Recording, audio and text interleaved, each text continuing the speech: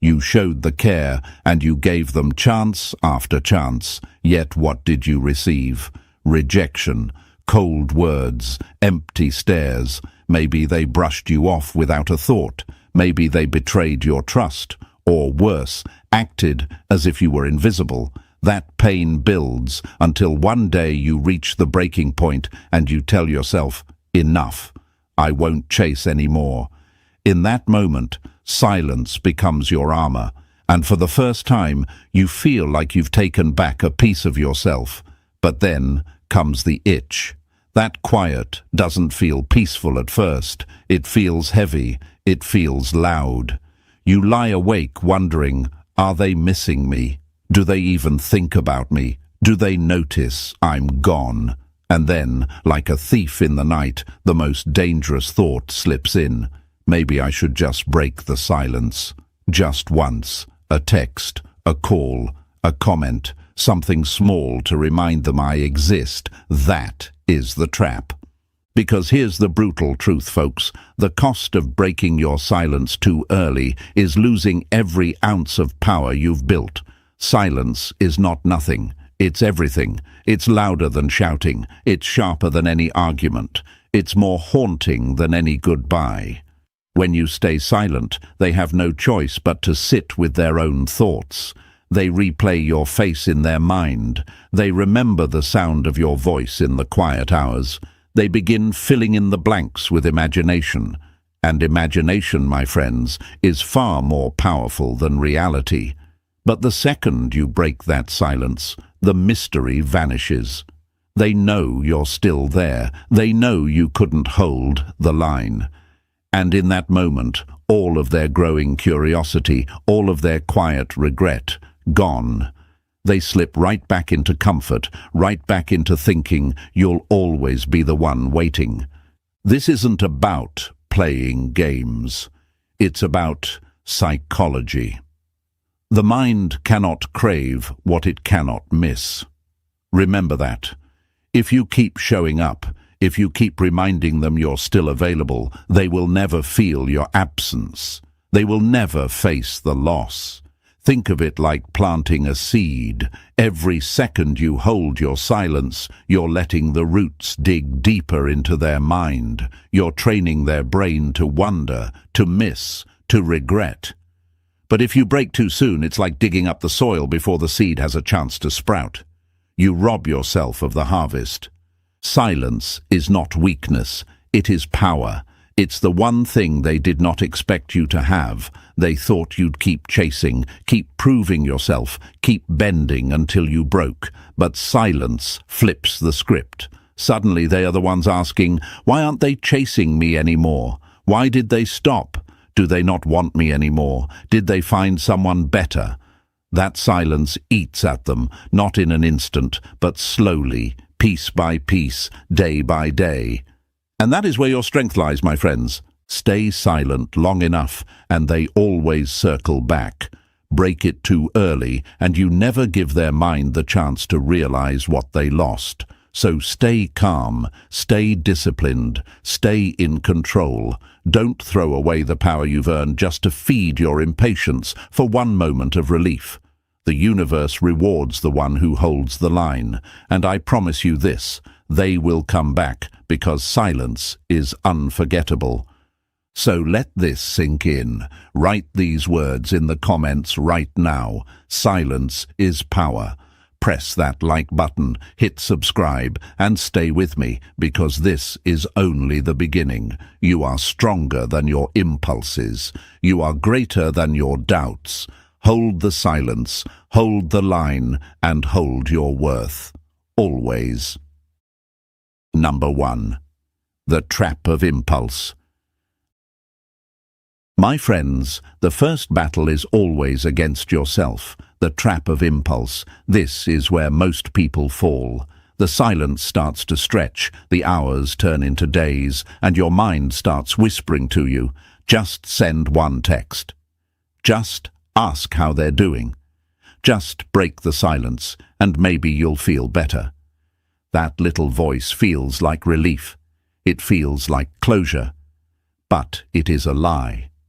The first urge to reach out is not strength, it is weakness disguised as comfort.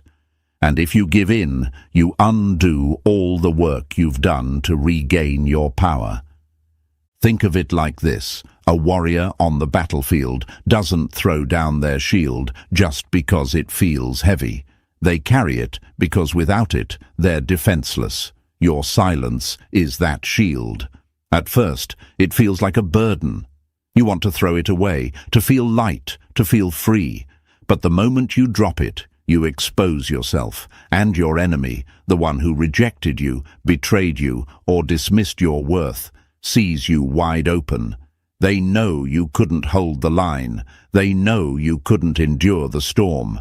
And in that instant, they win back control. The first urge is always the strongest. Why? Because your brain craves certainty. Carl Jung once said, "Until you make the unconscious conscious, it will direct your life, and you will call it fate." Your unconscious fear of being forgotten pushes you toward action. That fear whispers, "If I don't reach out, they'll move on. If I don't remind them, they'll forget me." But here's the truth, folks. People don't forget what made an impact on them. What's unforgettable doesn't need reminders. Silence, when held with discipline, becomes the echo they cannot escape. Let's tell it like a story. You've been rejected again and again. You finally pull back, deciding not to chase anymore. At first, it feels empowering. But then, 2 nights in, you're lying in bed staring at your phone. You imagine them laughing with someone else. You picture them forgetting your face. Your chest tightens, your heart races, and suddenly your finger hovers over their name. What if I just send one message? That moment right there is the trap, because if you press send, you've given them proof. Proof that you're still waiting, proof that your silence was never true silence. And what happens next? They feel secure. They feel no urgency. They don't have to think about you anymore because you've already told them, without saying it, that you're still there. Impulse destroys mystery, and mystery is the root of desire. Think about it. The books you can't put down, the movies that hold you to the edge of your seat, the people who linger in your mind, they all share one thing. They leave something unanswered. They leave you guessing. Your silence works in the same way. It creates unanswered questions in their mind. Why haven't they reached out? Did they move on? Did they stop caring? Did they find someone else? These questions eat at them in ways a text never could. But if you break silence too soon, the mystery dies. They no longer have to wonder because you answered the question for them. You're still waiting.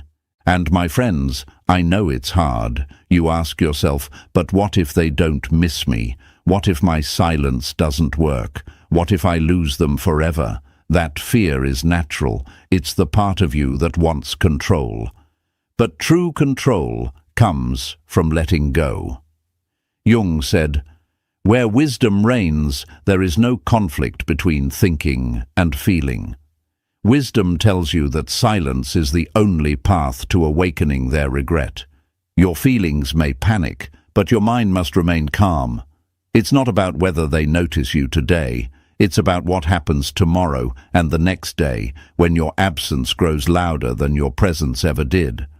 Think of silence like the ocean. At first, the tide pulls back slowly and you barely notice, but wait long enough and the waves come crashing back stronger than ever. That is how their thoughts will return to you. But if you break the silence, it's like building a dam that blocks the tide. You stop the natural flow of their regret. You interrupt the process of their longing before it can even reach its peak. So when that impulse rises, when your hand reaches for your phone, pause. Ask yourself, am I seeking truth or am I seeking relief? Relief lasts for a moment, but truth lasts forever. The truth is that breaking silence gives away your power. The truth is that staying silent makes them face themselves, and the truth is that the first urge is always a trick of the mind, not the voice of wisdom. I want you to imagine this. They rejected you, they dismissed you, they turned their back on you. But one day, weeks from now, they're sitting alone, scrolling through their phone. They stop on your name. They notice you haven't called, haven't texted, haven't said a word. And for the first time, they feel it. That sting of absence, that ache of regret, that burning question, why didn't they chase me this time? That moment is your victory. But you only win it if you survive the trap of impulse. So, my friends, breathe deep, stay calm, stay silent. Let your absence speak louder than any words ever could. Don't rob yourself of the reward just to feed your fear in the moment. The first urge is the most dangerous, but once you pass it, you grow stronger. You show yourself what stoic power truly is, calm, disciplined, in control. Write this affirmation in the comments right now. I hold the line. Say it, own it, believe it. Press that like button, subscribe, and stay with me, because the one who masters silence masters the game. And I promise you, they will remember, they will regret, and they will come back. Number 2. The power of mystery. My friends, let us talk about one of the most powerful forces in attraction, mystery. You see, when you step back and hold your silence, you create a space in their mind that only imagination can fill, and imagination is far stronger than any words you could ever send. Silence builds uncertainty, and uncertainty is what makes the human mind restless. The moment you speak too soon, the mystery collapses. They no longer have to wonder where you stand, because you've given them the answer. And once curiosity dies, so does desire. Think about it. The movies that hold you captive, the books you can't put down, they don't reveal everything at once. They feed you slowly, making you guess, making you wonder what happens next. That tension, that not knowing, is what keeps you hooked. Now apply that same principle to human attraction. When you fall silent after rejection, they start asking questions in the quiet. Why aren't they reaching out? Have they moved on? Do they not care anymore? These questions spin in their mind like a storm, and every possible answer pulls them back to you. But if you break that silence with a text or a call, suddenly there's no storm, only calm. And calm kills curiosity. Carl Jung once said, "The meeting of two personalities is like the contact of two chemical substances. If there is any reaction, both are transformed." Mystery is the spark that creates that reaction. Without it, there's nothing to ignite desire. When you remain silent, you give them space to feel the transformation. They start comparing who you were when you chase them to who you are now, calm, distant, untouchable. That contrast unsettles them. It forces them to look at you differently. It forces them to imagine what you're doing, who you're with, and why you've gone quiet. And the more they imagine, the more power you hold. Picture it like a locked door. When you stay silent, you become that door they cannot open. And you know human nature. People want what they cannot access. They'll keep turning the handle, wondering what's on the other side. But the moment you break silence, it's like swinging the door wide open and saying, "Here I am." And just like that, the tension is gone. The mystery dissolves. What was once compelling becomes ordinary. And my friends, I know the temptation is strong. You ask yourself, but if I don't speak, how will they know I still care? How will they know I'm still thinking about them? But here's the truth. If you have to prove your worth through constant reminders, then they'll never value it. Real value is silent. Diamonds don't scream to be noticed, they simply shine. The same goes for you. Your silence is your shine. It makes them stop and squint, wondering why they can't look away. Let me give you a metaphor. Think about the stars in the night sky. We don't see them during the day because the light is everywhere. But when the sky goes dark, that's when the stars appear. That's when their mystery captures us. Your silence is that darkness. It removes the noise, the constant chatter, the chasing, and in that quiet, you become the star they cannot stop noticing. So remember this, folks. Once you speak too soon, you give them certainty, and certainty breeds comfort. Comfort is the opposite of desire. If you want them to miss you, if you want them to regret, if you want them to circle back, you must let the mystery live. Don't feed their mind with answers. Let their own thoughts do the work, because the questions they ask themselves in your silence will haunt them more than any message you could ever write. Stay disciplined, stay untouchable, let them wonder, let them question, let them miss you in ways they never thought they could. The power of mystery is the power of attraction itself. Protect it, and you'll see just how deeply it works in your favor. Write this in the comments right now. Mystery is power. Press the like button, subscribe, and stay with me, because the more you master silence, the more you master their mind. And in the end, my friends, curiosity will bring them back to you. Number 3. The silent punishment they feel. My friends, silence is not just the absence of words, it is a punishment. Not in a cruel way, but in a way that forces the other person to sit alone with the consequences of their choices. Silence is like a mirror. It reflects their behavior back at them. It confronts them with the reality they tried to avoid, and it makes them feel the weight of what they've lost. When you go silent after rejection, you are not erasing yourself from their memory. Quite the opposite. You are carving yourself deeper into their thoughts, because absence magnifies presence. Think about it this way. When someone has constant access to you, they take you for granted. You're always there to answer, always there to soothe, always there to give. But when you go silent, when you withdraw completely, suddenly there's nothing. That nothingness is louder than anything you could ever say.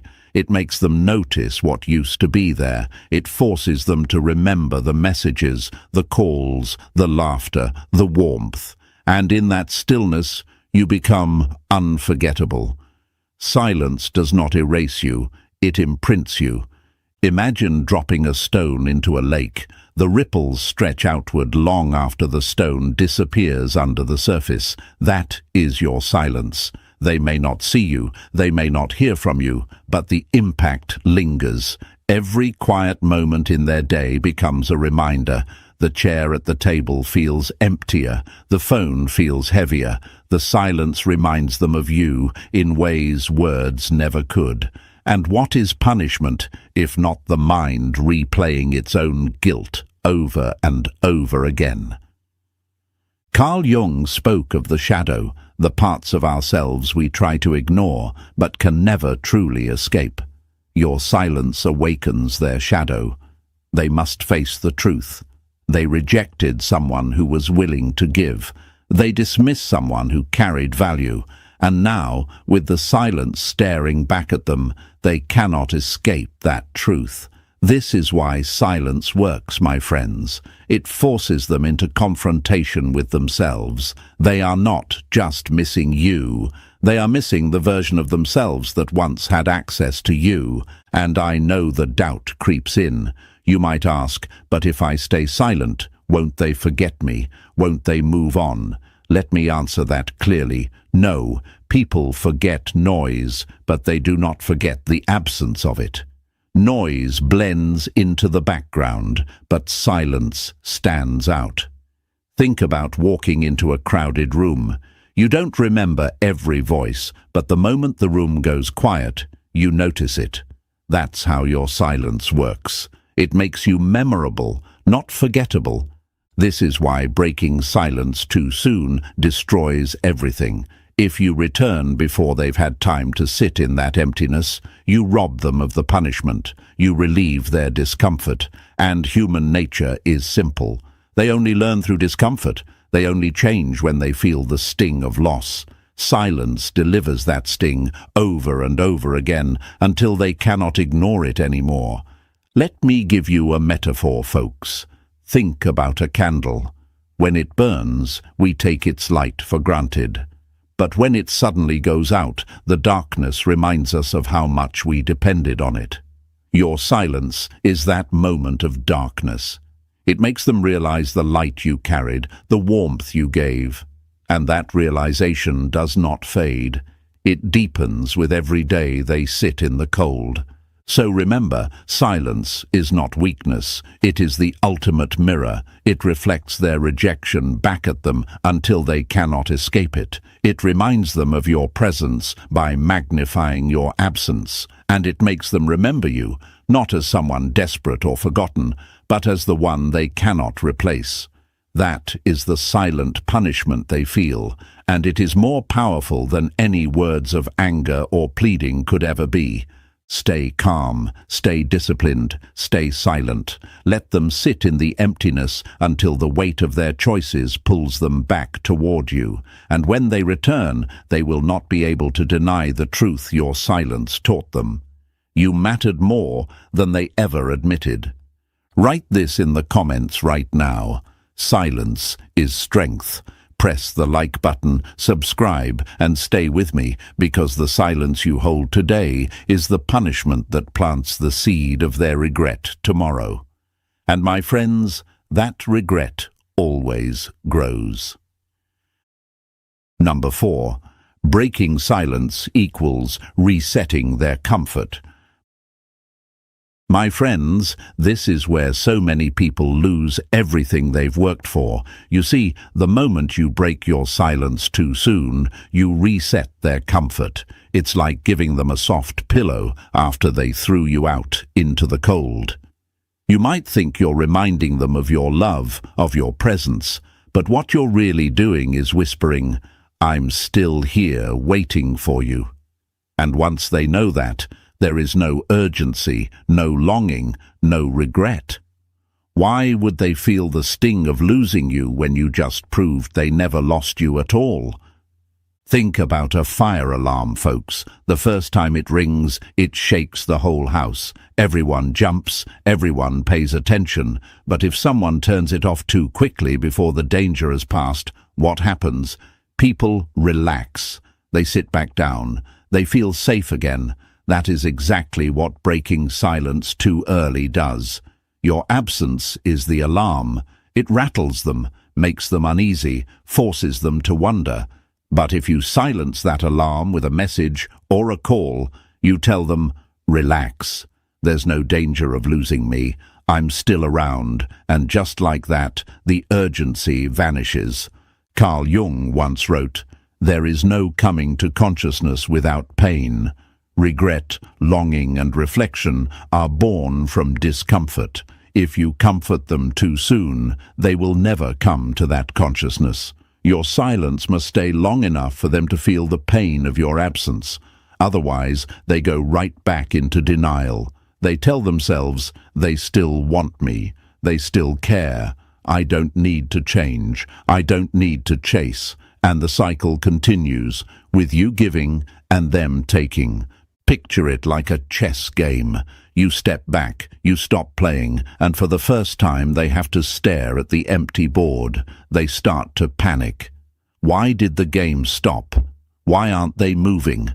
Their mind races, searching for answers. But the moment you break silence, it's like placing your piece back on the board and saying, "Don't worry, I'm still here to play." Suddenly, the tension is gone. The urgency is gone. They're comfortable again because you've reassured them without meaning to. And I know the thought creeps in. Maybe if I reach out first, they'll finally realize what they lost. Maybe if I show them I still care, they'll appreciate it. But, my friends, it never works that way. They won't appreciate what you give too easily. Human nature resists comfort that isn't earned. In fact, the easier it is to get, the less value it holds. By breaking silence, you give away your value for free. And when something costs nothing, it means nothing. Think of your silence like a shadow. As long as you hold it, they're aware of it. They see it out of the corner of their eye, and it unsettles them. They know something is there, something they can't fully reach. But the second you break it, the shadow disappears, and they breathe easy again. That's what you cannot allow. You cannot give them the comfort of certainty before regret has done its work. So what do you do instead? You hold the silence. You let them sit in the unease. You let their comfort erode until all they have left are questions. That discomfort is not your enemy. It is your greatest ally. Because discomfort breeds realization, and realization breeds regret. And regret, my friends, is the fuel that drives them back to you. Breaking silence resets their comfort, but holding silence resets the balance of power. It forces them to see what life feels like without you. It forces them to recognize that your presence was not guaranteed. It was a gift. And gifts are only cherished once they're gone. Stay calm, stay disciplined, and don't give them the easy way out. They need to feel the absence. They need to feel the discomfort. Only then will the regret take root. And when it does, they will chase you, not because you reminded them, but because silence made them realize what they lost. Write this in the comments right now. No comfort given. Press that like button, subscribe, and stay with me, because your silence is not weakness. It is the discomfort that transforms their comfort into regret. And that regret is what will always bring them back. Number 5. When they replay memories on loop. My friends, this is the stage where silence begins to do its deepest work, the moment when they start replaying memories on a loop. At first, your silence is confusing to them. They expect you to call, to text, to chase, like you always did. But when that doesn't happen, the mind begins to wander. And when the mind wanders, it doesn't move forward, it circles backward. It revisits what was, again and again, until those old moments become louder than the present. This is the psychology of rumination, and silence is what triggers it. Think about how the human mind works. We are wired to repeat unresolved experiences. If something feels unfinished, the brain loops it, searching for closure that never comes. This is why silence is so powerful. It denies closure. It leaves them with dangling threads, with unanswered questions. They start to remember the way you looked at them, the sound of your laughter, the things you said when no one else was listening. They replay those moments, not once, but hundreds of times, each repetition making the memory stronger, not weaker. And the irony is, the very person who rejected you is now trapped in the same mental loop you once were. Picture it like a song stuck in their head. They didn't choose it, they didn't want it, but it plays anyway, over and over. That's how your absence works. Silence plants a tune in their mind, and the melody is you. They'll be at work, pretending to focus, when suddenly a memory of you flashes. They'll be scrolling through their phone, and without warning, they remember a conversation you had months ago. They'll be lying in bed at night, and the quiet only amplifies the images of you. Silence doesn't erase memories. It amplifies them until they echo in every corner of their thoughts. Carl Jung once said, "Until you make the unconscious conscious, it will direct your life, and you will call it fate." Your silence drags their unconscious into the light. All the small things they ignored when you were there. The kindness, the presence, the way you made them feel. They now notice with painful clarity. They can't escape it because silence is not just a lack of noise. It's a mirror that shows them everything they overlooked. And I know you might wonder, but what if they don't think about me? What if they just move on? My friends, people may distract themselves for a while, but distraction is not freedom. It's only delay. When the world quiets down, when they're alone, when there's no one to impress, that's when your silence strikes. That's when the memories return with full force, and the more they fight them, the more powerful those memories become. This is the nature of rumination. The mind always circles back to what it cannot resolve. Let me give you a story. Imagine someone walking through a house they once lived in. At first, they're just passing by, but then a familiar smell hits them, or they see an old photo on the wall. Suddenly, every memory floods back. The dinners, the laughter, even the arguments. They can't stop it. That's exactly what happens in their mind when you stay silent. You become that house they once lived in, and no matter how far they travel, silence keeps guiding them back through the front door. So, understand this clearly. Silence doesn't make them forget you. It makes them remember you more. It locks them in a cycle of replaying what was, of comparing the warmth they once had to the coldness they feel now. And the longer you hold your silence, the stronger those loops become. Each replay of memory is another drop of regret filling their cup until it eventually overflows. Stay calm, my friends. Stay silent and let the psychology of rumination do its work. You don't have to convince them. You don't have to prove anything. Their own mind will betray them. Their own memories will become your allies. And in time, they won't just think of you. They'll miss you in ways they can't even put into words. Write this in the comments right now. They remember me. Press that like button, subscribe, and stay with me, because the silence you hold today will become the loop of memories that brings them back tomorrow. Number 6. Silence turns into a weapon of comparison. My friends, here is where silence sharpens into its sharpest edge: comparison. When you step back, when you refuse to chase, they may try to replace you. It's almost predictable. They go searching, running from the discomfort you left behind, reaching for distractions to numb the ache. They convince themselves, I'll find someone better, someone easier, someone who makes me forget. But this is where silence becomes your weapon, because every new person they run to becomes a mirror, and in that mirror they see you. They measure, they compare, and again the replacements fail. Think of it like tasting watered-down wine after once drinking the richest vintage. At first, they'll try to convince themselves that it's fine, that it's good enough, but their palate knows the truth. Their body remembers. That's how memory works. It doesn't erase itself simply because something new appears. And your silence makes sure of that.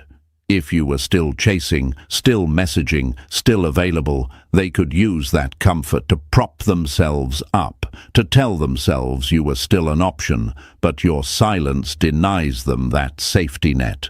And because you're gone, every new experience is stacked against the one thing they no longer have: you. Psychology explains it well. The brain operates by contrast. We understand hot because we know cold. We understand light because we've seen darkness. In the same way, they recognize the truth of your value because they now sit with people who lack it. Carl Jung said, the meeting of two personalities is like the contact of two chemical substances. If there is any reaction, both are transformed. You transformed them, even if they pretended not to notice. And now, when they meet others, they don't feel that same spark, that same transformation. And instead of moving on, their mind drags them back to you again and again through the weapon of comparison. Picture it, folks. They're sitting across from someone new.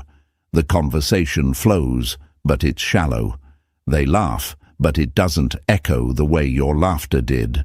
The silence in the car after the date feels heavier because it lacks the comfort you used to give. The touches feel mechanical, the connection forced, and while they try to pretend otherwise, inside the mind is comparing, measuring, tallying up differences they can't ignore. Every new person they meet isn't freeing them from you, it's chaining them tighter to the memory of you. Here's the irony. The harder they chase replacements, the more your silence haunts them. They thought running into someone else's arms would erase you, but instead, your absence makes you loom larger. You become the standard, the unspoken benchmark against which everyone else fails. That's the hidden power of silence. It magnifies you, it preserves you, it makes sure they can't escape the imprint you left. And I know you may think, but what if they actually find someone better? What if silence doesn't work and I lose them forever? My friends, let me tell you something with clarity. They may find different, but they won't find you. Uniqueness cannot be replaced, and your silence only proves that truth louder.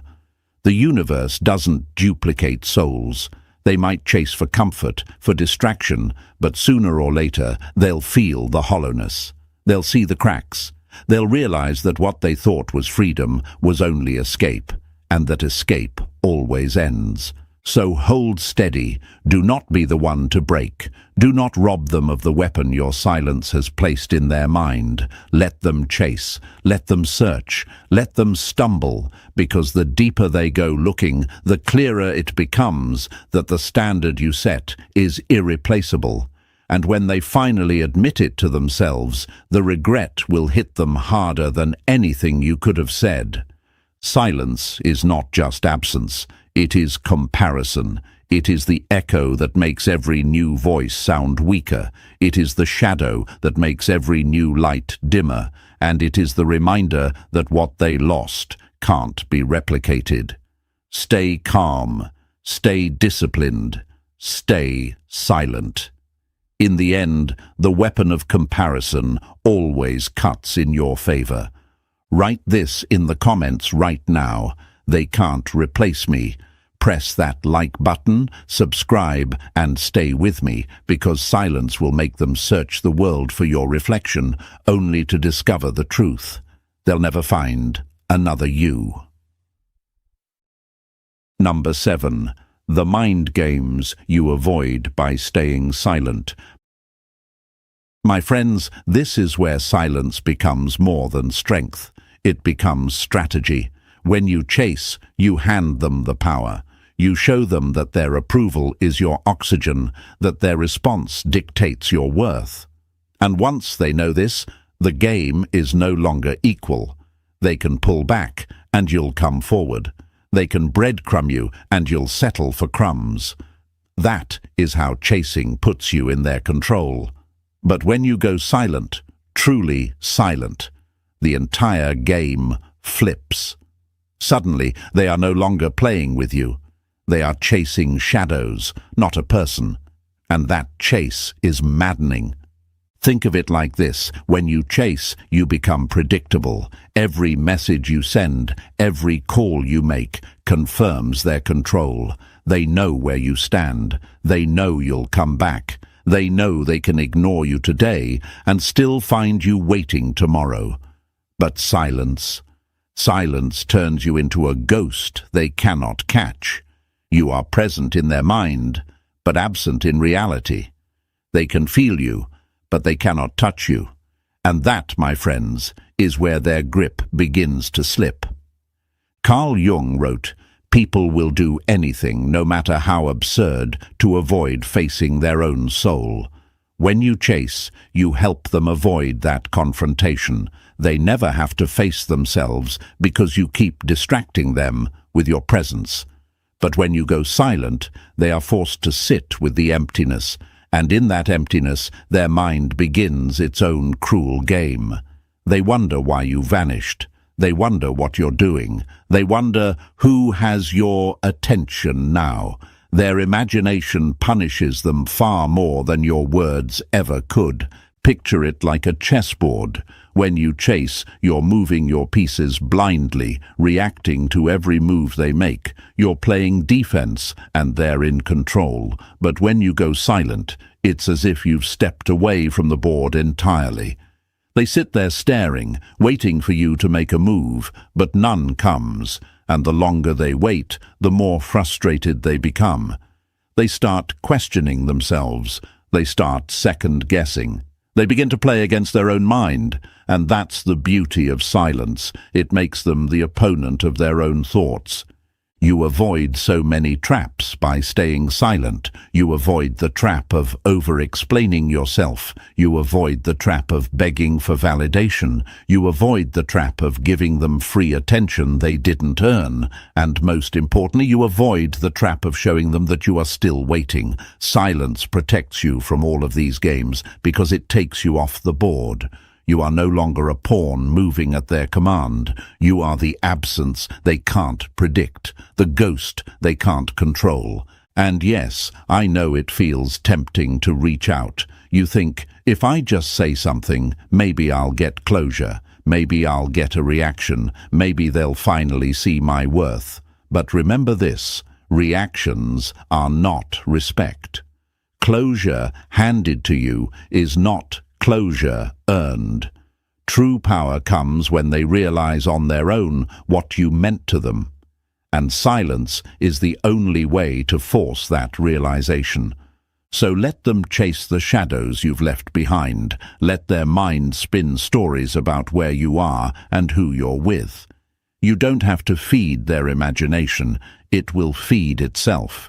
The more you withhold, the more they'll crave. The more you vanish, the more they'll search. And eventually they will chase, not because you asked them to, but because their mind left them no choice. Stay calm, stay patient, stay silent. You don't need to play their games when silence rewrites the rules. Write this in the comments right now. Silence flips power. Press that like button, subscribe, and stay with me.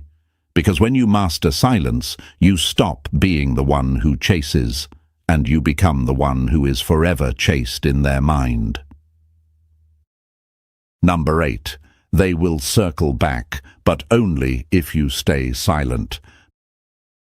My friends, let us bring this full circle. Silence is not just a tactic, it is a promise. It plants seeds deep inside their mind, seeds of regret, of curiosity, of longing. At first, those seeds are invisible. They may even act as if they don't care, as if your absence doesn't bother them. They may run to distractions, to other people, to empty routines meant to fill the void. But time has a way of watering those seeds. And slowly, almost without them realizing, silence begins to grow inside them. They start to feel the ache, the wondering, the pull they once ignored. And this is why I say to you, they will circle back, but only if you stay silent. Think about it. Absence creates weight. It forces them to live without the comfort they once took for granted. And as days pass, that weight becomes heavier. At first, they think they've escaped you, but then memories creep back in. Comparisons start to sting, and questions they can't answer keep them awake at night. They tell themselves, I moved on, but then something as small as a song, a place, or even a scent triggers the thought of you. And when it does, regret floods in like a tide they cannot fight. That is the power of silence, folks. It does the work for you. But here's the condition. If you break too early, if you send the message or make the call, you dig up the soil before the roots can take hold. You pull the seed out before it's ready to bloom. And when you do that, they feel relief, not regret. They think, I never lost them. They're still here, waiting, and that comfort kills the longing before it has a chance to grow. The key is patience. The key is discipline. Only by holding silence do you give regret the time it needs to take full control of their mind. Carl Jung said, "Who looks outside dreams, who looks inside awakes." Silence forces them to look inside. At first, they dream of replacements, of escapes, of distractions, but over time, they wake to the reality that no one measured up, that nothing felt the same, that what they dismissed was the very thing they needed. That awakening doesn't happen overnight. It builds slowly until one day they can't ignore it anymore, and when that day comes, they circle back, not out of pity, not out of convenience, but out of longing. Picture it like a boomerang. You let go, you release, and for a while it seems to fly far away, almost disappearing. But the nature of a boomerang is to return. That's what your silence does. It allows them to fly off, to think they're free, only to realize that the curve always bends back. And when it does, it lands right where it started, with you. So, my friends, don't sabotage yourself. Don't dig up the soil. Don't silence the alarm. Let the process unfold. Your silence is not empty. It is alive, working in ways you cannot see. If you trust it, if you hold it, if you let it breathe, they will return. It may take time, but longing always outlasts pride, and regret always outlasts denial. Stay calm, stay disciplined, stay silent, because silence is the only force strong enough to bend the path back in your direction, and when they circle back, they will not see the person who begged, who chased, who waited. They will see the one who mastered silence, the one who carried strength, the one who became unforgettable. And so, my friends, here's the truth we've uncovered. Silence is not weakness, it is strength, it is discipline, it is the very thing that turns regret into a seed that grows inside their mind. If you break too soon, you lose it all. But if you hold the line, they will circle back, because silence is unforgettable. Stay calm, stay in control, and trust the process. If this message hit home, press that like button, subscribe for more wisdom, and share this with someone who needs to hear it. Until next time, remember, your silence is your power. The strongest roar you'll ever give is silence. Let that settle in, my friends, because right now, some of you believe the opposite. You think chasing will win them back. You think crying will show them how much you care. You think explaining yourself just one more time will finally make them understand your worth. But let me break that lie for you. Chasing doesn't make them value you. It makes them feel safe. Tears don't make them regret. They make them feel powerful. Explanations don't change their mind. They only make it easier for them to walk away. Real power, true power, isn't found in noise. It's in stillness. It's in doing the one thing they never saw coming. Nothing. Hey folks, imagine this. You're watching a magician on stage. He's pulling rabbits out of hats, making coins vanish, reading minds. Everyone's amazed. And then suddenly, right in the middle of the act, he just stops. No finale, no bow, no explanation. He simply walks off the stage. What happens? The crowd doesn't clap. They don't celebrate. They sit there restless, stuck, haunted by the question, what just happened? That's the exact power of silence in your life. People can handle noise. They can handle anger, drama, long paragraphs of pain. But what their mind can't handle is a sudden emptiness, an unfinished ending. That's what lingers. My friends, chasing is predictable. Crying is predictable. Begging is predictable. That's the script they expect you to follow. And here's the hard truth. They find comfort in that. They feel reassured when they know you're still orbiting around them. It's like a radio station that's always playing in the background. You barely notice it. But the day it goes silent, the day you turn the dial and hear nothing but static, that's when you finally realize what you've lost. And let's be real. Have they given you closure? Did they sit you down and make sure you understood their choices? Did they pause to think about how their actions would break you before they did it? No. They walked away, leaving you in confusion. So why do you feel you owe them explanations? Why do you think chasing will make them wake up? If anything, it convinces them that you'll always be there. Remember this. People don't regret hurting you when you cry. They regret losing you when you go silent. That's where your real strength lies. Not in trying harder, but in letting go completely. Let me throw in a little fun here. Think about a store you love shopping at. You're used to seeing it every week, doors open, lights on, always waiting for you. Then one day you walk past and it's gone. No sale signs, no warning, just closed. It eats at you. You start checking every time you walk by, wondering why it disappeared. But a store that announces, closing in 7 days, that's easy to move on from. That's the difference between noise and silence. Noise gives closure. Silence makes you unforgettable. So from this moment on, stop believing the lie that chasing equals love, that crying equals proof, that explaining equals freedom. None of those things give you power. They take it from you. Power is found in stillness, in detachment, in becoming a mystery they can no longer read. And yes, I know, it's not easy. Silence feels uncomfortable at first.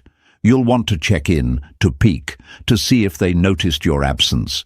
But every time you break your silence, you hand them back the power you just took. Don't do it. Trust me, the longer you stay quiet, the louder your absence becomes in their mind. So here's where I leave you in this intro, with strength. Write this in the comments right now. My silence is power. Own it, show it, live it. And as you do, press that like button, subscribe, and stay with me, because what's coming next is going to shake everything you thought you knew about love, regret, and control. Number 1. They don't value what's always there. People don't respect what they can predict, they respect what they can lose. My friends, that's the cold, sharp truth.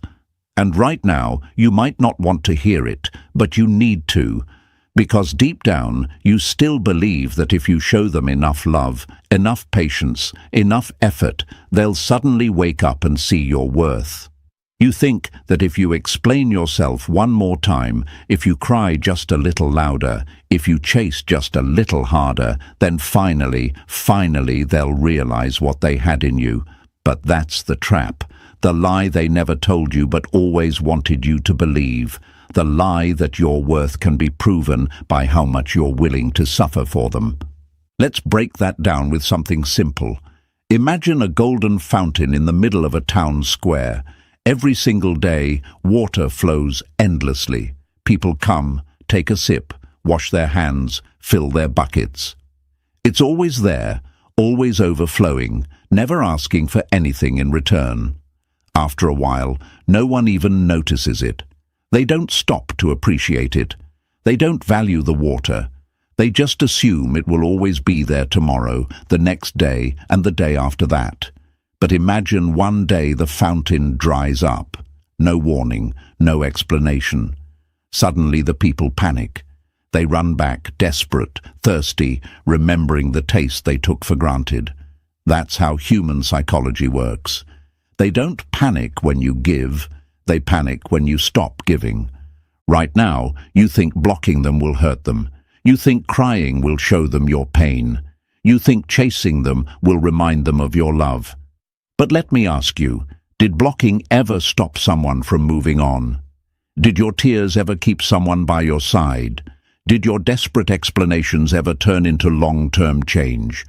Or did it only make them feel powerful, secure, untouchable? Because they knew no matter what they did, you'd always be there, like that fountain. The truth is, people don't miss what they can reach. They miss what suddenly disappears. And here's where the fear creeps in. You're scared. Scared that if you don't chase, they'll think you don't care.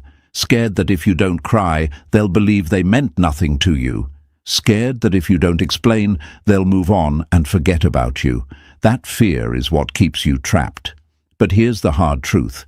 If someone can forget you that easily, they never deserved you in the first place. If someone can walk away without ever questioning what they lost, your chasing won't make them stay. It'll only make them more certain that leaving was the right choice. Think about it like this. You walk into a store where everything is free. Take what you want, when you want. No price tag, no risk. At first, it feels amazing. But then, you stop appreciating it. You start taking more than you need because it costs you nothing. And eventually, you stop valuing the store at all. But if that store suddenly closes down, if those doors are locked with no explanation, you'll feel it, you'll crave it. You'll realize what you once had, even if it's too late. That's what your presence is to them right now, a free store. And that's why you need to shut the doors, not with drama, not with a sign announcing closing forever, but with silence. Let me drop another truth. They don't panic when you're gone. They panic when they can't figure out why you're gone. That confusion, that uncertainty, that unanswered question, that's what haunts people. Because closure is comfortable, explanations are comforting, but silence leaves them with no way out, no peace, no relief. And my friends, that's exactly what flips the script. But I won't lie to you, this isn't easy. Silence will feel like torture at first. You'll wake up wanting to check their profile to see if they noticed your absence. You'll feel that urge to send just one more message, just to remind them you exist. Your heart will race with fear that maybe, just maybe, they've already forgotten you. That's the battlefield of your mind. That's where you either rise in power or collapse into the same cycle again. And I know you've been there before, the late-night messages, the long explanations, the desperate attempts to be seen. But ask yourself, did it work? Did it ever bring them closer? Or did it only push them further away? Here's the secret. They value what's scarce, not what's free. They value what they can't predict, not what they can control. They value what they can't reach, not what's always waiting for them. And this is where your silence becomes your weapon.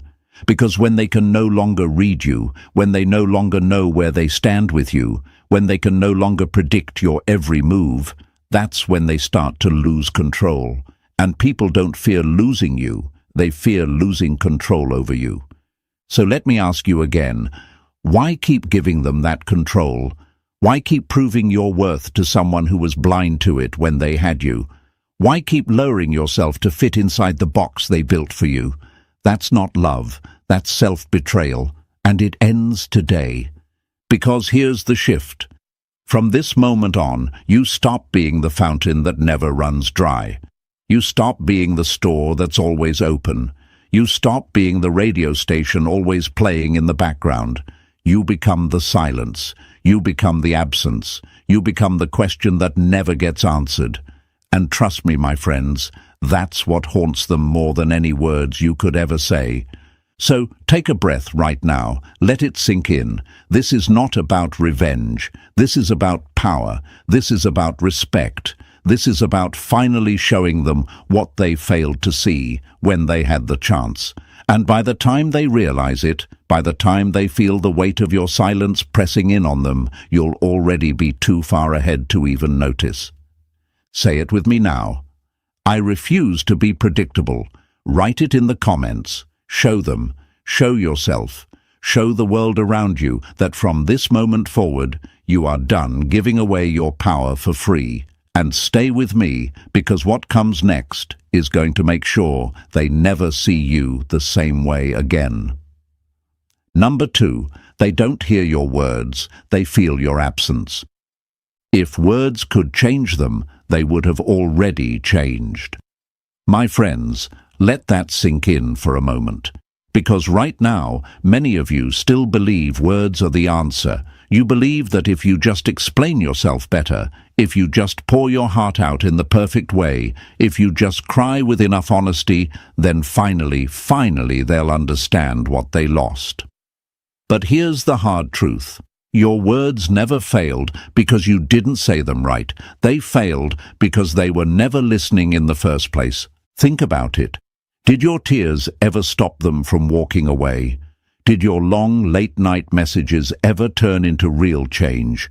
Did your pleas ever make them suddenly treat you with the respect you deserved? No. If anything, every word you gave away only made them feel more secure, because words are predictable. They know the script: anger, sadness, explanations, begging. They've heard it all before, but silence, that's different. That's the one thing they don't know how to handle. Imagine you're tuning into your favorite radio station. It's always there. Songs, chatter, background noise you barely notice until it stops. One day you turn the dial, and instead of music, all you hear is static, nothing. Suddenly you realize how much space that station filled in your day. Suddenly the silence feels loud. That's the exact shift you need to create, because people don't regret what they can still hear. They regret what goes quiet. Here's the lie you've been fed. If you don't speak up, they'll think you don't care. If you don't explain yourself, they'll believe you never loved them. If you don't cry, they'll assume you moved on too easily. But my friends, let's flip that around. Did they explain themselves when they hurt you? Did they make sure you understood their choices before they left? Did they pause to reassure you when you were falling apart? No. They assumed you'd still be there no matter what. So why should you waste another word trying to make them see what they refused to see on their own? The truth is this: people don't miss what talks. They miss what disappears, and that's why your silence is more powerful than any sentence you could ever write. Because when you stop explaining, they lose the comfort of knowing where they stand with you. When you stop reacting, they lose the control they thought they had over you. When you stop crying, they lose the proof that they still matter in your world. That's when regret begins. But I won't pretend this is easy. Your mind will trick you. It will whisper, "If I don't reply, they'll move on. If I don't explain, they'll think I never cared. If I don't reach out, they'll forget me." That's fear talking, not truth. Because if someone can forget you that easily, they were never yours to begin with. And if someone only values you when you're begging for their attention, that's not love, that's control. So let me paint this picture. Imagine someone walking into a store, picking up an item, carrying it around, but never buying it. They assume they can always put it back and come grab it later. But when they finally return, the item's gone, sold, no longer available. That's when they realize they wanted it more than anything. That's human nature. We don't crave what's always there. We crave what we suddenly can't have, and that's exactly why your absence will hit harder than all your words combined. Now, I know you're sitting there thinking, but what if they really don't come back? What if they never regret it? And here's the raw truth. If they don't, it only proves they were never meant for you. You don't lose when someone like that doesn't return. You win.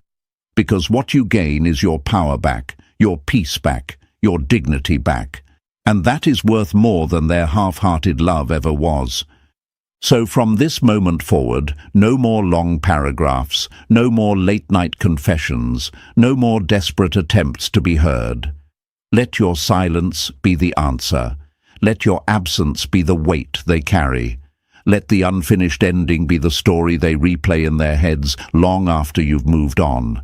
Because trust me, silence lingers louder than any words you could ever scream. Say it with me right now. They don't hear my words, they will feel my silence. Write it in the comments. Show them. Show yourself. Show the world around you that you are done proving your worth with explanations. And stay with me, my friends, because what comes next will make them question everything they thought they knew about you. Number 3. They don't break when you block them. They break when you become unreachable. Closure is comfort, and comfort never creates regret. Let that sink in, my friends, because right now, so many of you believe that blocking them is the strongest move you can make. You think slamming the door shut will send a message, that cutting them off completely will finally teach them the lesson they deserve. But let me tell you something.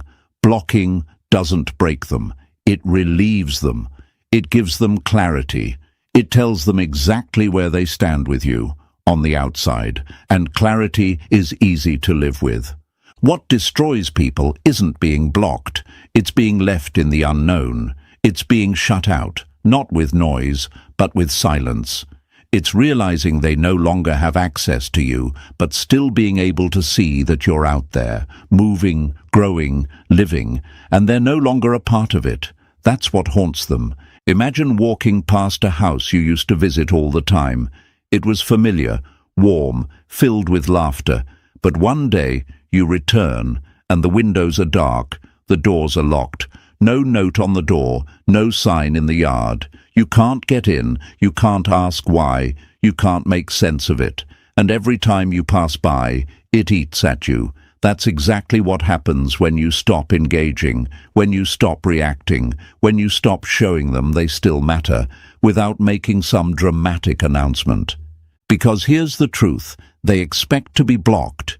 They expect the anger, the final outburst, the "I'm done with you" message. And you know what that does? It reassures them. It confirms that you still feel something, even if it's anger. But when you don't give them that, when you just vanish, not as a ghost hiding in the shadows, but as someone who's simply untouchable, that's when the real panic sets in. Think about it like this. If someone blocks you, you know where you stand. You know they're upset. You know they still feel something. It stings, sure, but it also gives you certainty. But when someone just stops responding, stops engaging, stops acknowledging your existence, yet you can still see them thriving out there in the world, that's what eats away at your mind. Because now the question isn't, are they mad at me? The question becomes, do I even matter to them anymore? And that question is far more painful than any block button ever could be. And here's where your fear kicks in. You're thinking, but if I don't block them, won't they think they still have a chance? Won't they believe I still care? That's the trick your mind plays on you. Blocking isn't strength, it's reaction, and reaction means they still control you. But unreachability? That's power, because you're not showing them they still matter, you're showing them they no longer exist in your world. Look at it this way. Blocking someone is like locking the front door and putting up a big "Do Not Enter" sign. They might try the handle once, realize it's locked, and walk away. But becoming unreachable is like removing the door altogether. There's nothing for them to grab, no handle to jiggle, no sign to explain why, just an empty space where certainty used to live. And that's what lingers, that's what keeps them awake at night. But here's the part you need to remember. This isn't about making them jealous. It's not about posting flashy pictures, fake smiles, or forced glow-ups. That's still reaction. Real power isn't in showing off. Real power is in genuinely moving forward without them. It's in becoming so unavailable, so untouchable, so unreachable, that by the time they realize what they've lost, you've already forgotten they exist. And yes, it will be hard. Silence always feels heavier than words. You'll feel the urge to check if they've noticed. You'll wonder if they're watching, if they're thinking about you, if they're feeling the regret yet. But every time you break your own silence, every time you reach back, every time you post just to prove something, you're handing them back the control you just took. Don't do it. Because remember this, they don't regret losing you when you block them. They regret losing you when they realize they can no longer reach you. That's the shift. That's the move that flips the script. And that's the moment they start to feel the weight of their own choices pressing down on them. So from now on, you stop thinking about blocking, you stop thinking about proving, you stop thinking about forcing them to notice. You simply become unreachable. You stop reacting. You stop engaging. You stop handing out free access to someone who already showed you they couldn't handle it.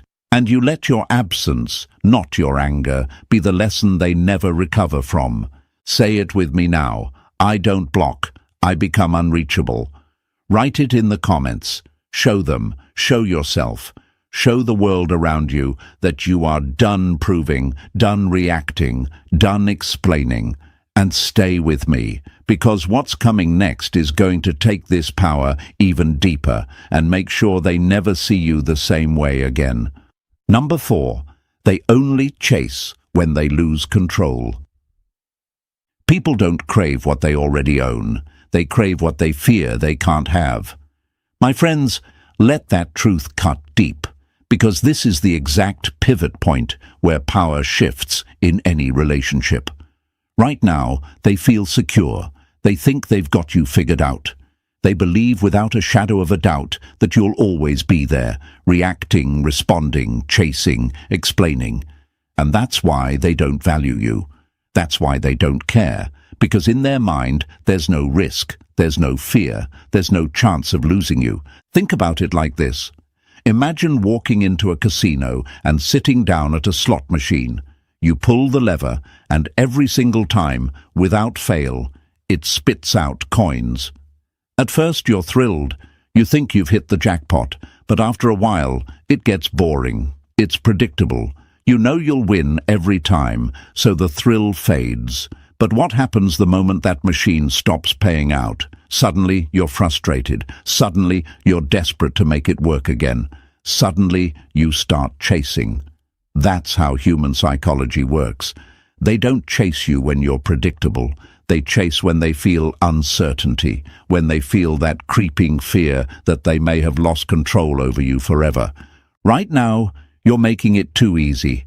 You're answering their half-hearted messages. You're showing up when they want. You're still reacting to their games, their posts, their breadcrumbs.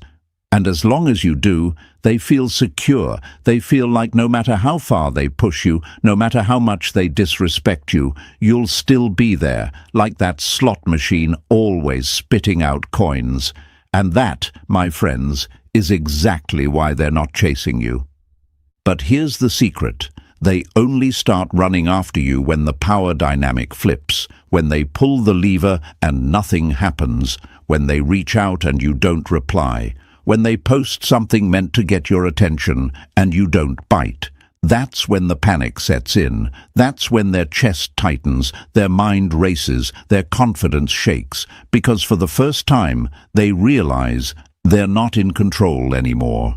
And here's the part that will sting. You've been predictable. They know your patterns. They know your weaknesses. They know that after a few days of silence, you'll break and reach out. They know that if they send a lazy hey or a breadcrumb of attention, you'll respond. They know that if they disappear, you'll chase. That's why they're comfortable. That's why they're not afraid of losing you, because in their mind, they never could. But imagine what happens when you flip the script. Imagine when you stop being predictable, when you stop answering, when you stop engaging, when you stop reacting to the little games they play to test you. Imagine them pulling that lever, nothing, checking their phone, nothing, waiting for your reply, nothing. That's when they start to crumble. That's when they start chasing. Not because they suddenly love you, not because they suddenly respect you, but because they can't stand the feeling of losing control. And here's where most people fall into the trap. The moment the chase begins, the moment that first message comes through, the moment they finally reach out, you get excited. You think, this is it. They finally see my worth. And so you respond. You rush back in. You prove to them that yes, they still own you. But that's not power. That's surrender. because they're not testing if they love you. They're testing if they still control you. And when you hand that power back, the cycle begins all over again. Let me give you another metaphor. Imagine a child with a toy they never cared about. They toss it aside, ignore it, maybe even forget about it. But the moment they see another child pick it up and start playing with it, suddenly that toy becomes valuable again. Suddenly they want it back. Not because they love the toy, but because they can't stand the idea of losing ownership. That's what happens in relationships when you stop being predictable. They don't chase because they woke up to your value. They chase because they hate the feeling of not owning you anymore. So, here's the lesson. Stop making it easy. Stop giving them proof they still matter. Stop letting them feel secure in knowing you'll always be there. Because the moment you take that comfort away, the moment you stop being predictable, the moment you flip the power dynamic, that's when everything changes. That's when their mind spirals. That's when their heart races. That's when they start chasing. But here's the warning. You can't fake this.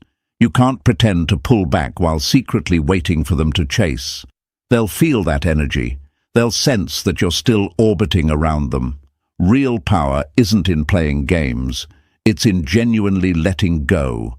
It's in actually living your life without them at the center. It's in moving forward so confidently that whether they chase or not, it doesn't change a thing for you. That's the energy that makes people panic. That's the energy that flips control. That's the energy that makes them regret losing you. So let me leave you with this.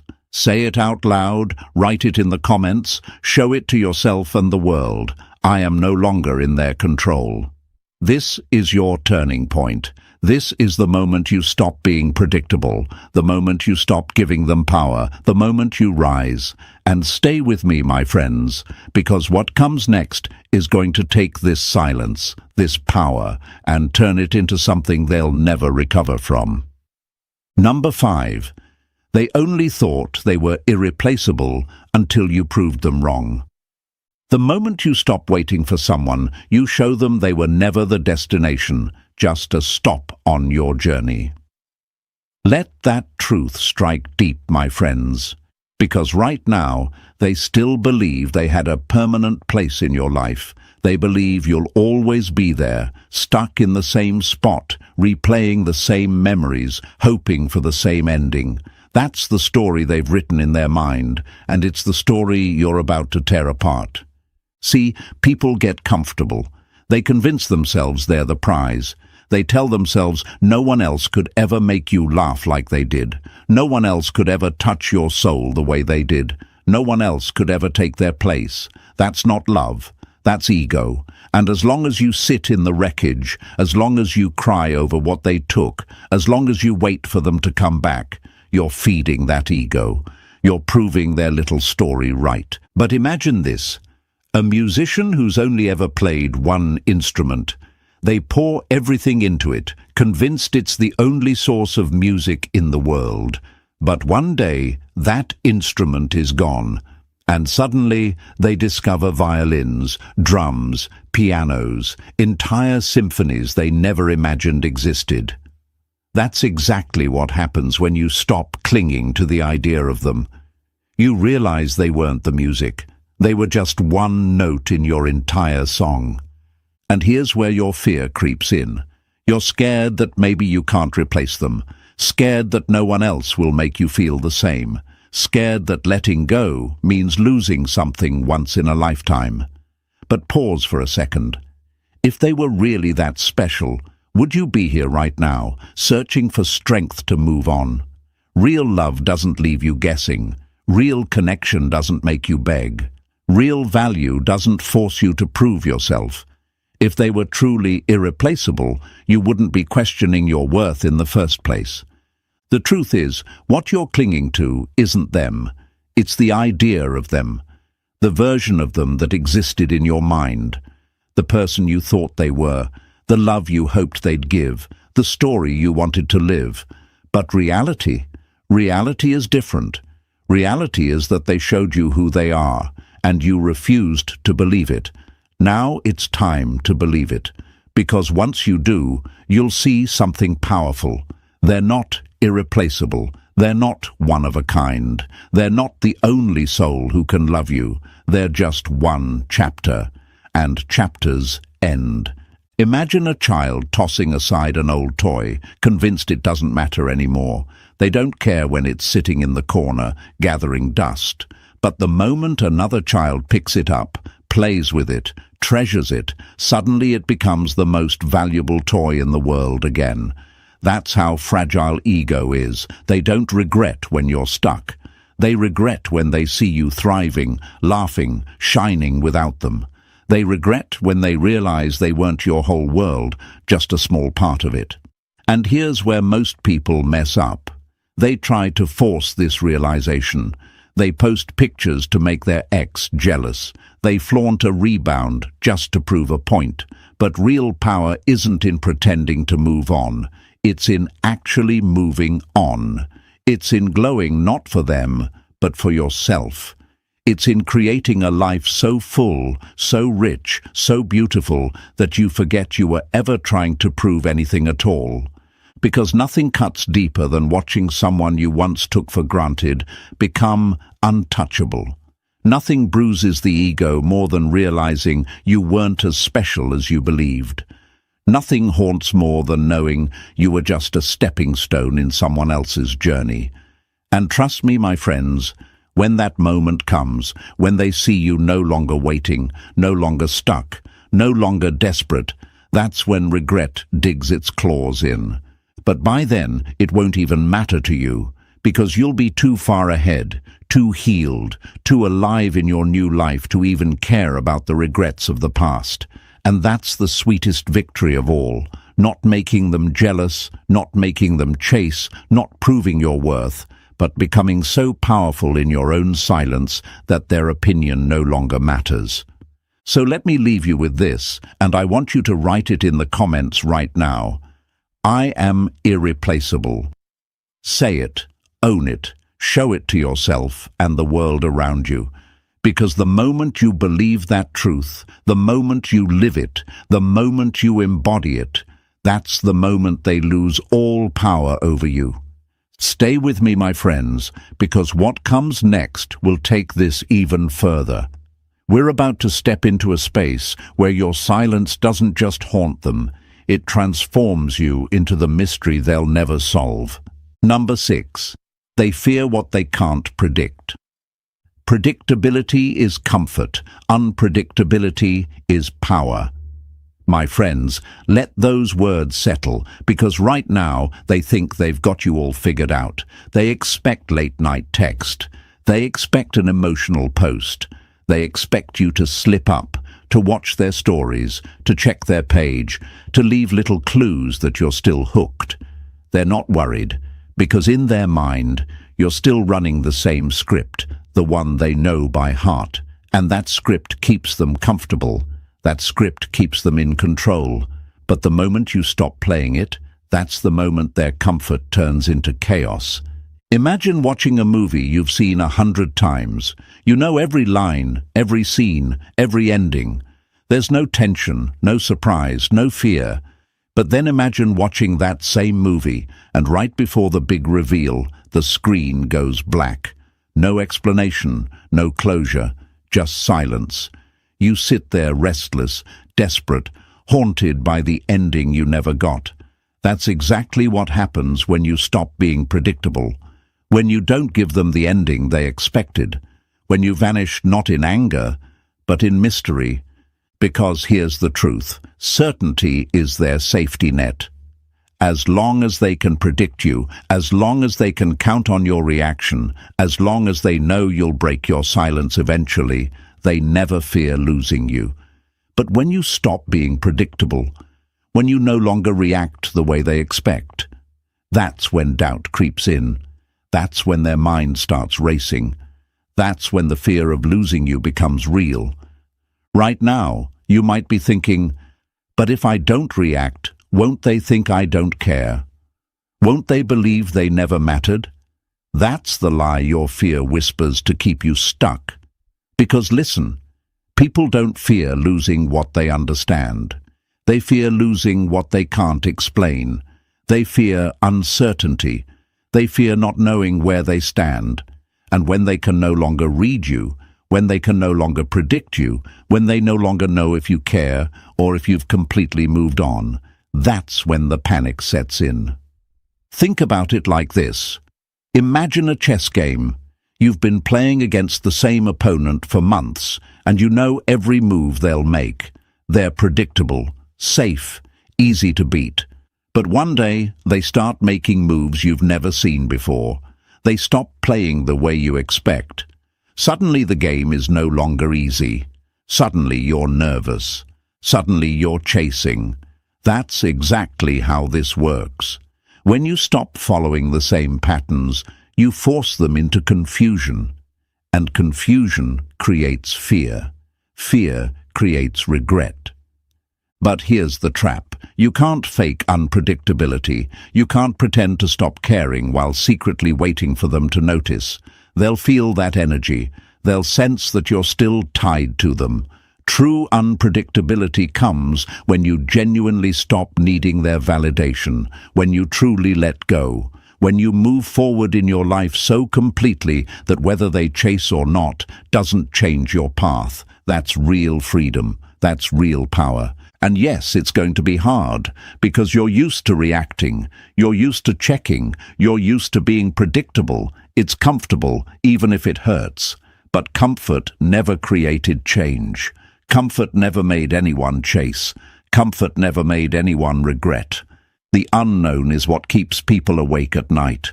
The unanswered question is what haunts them.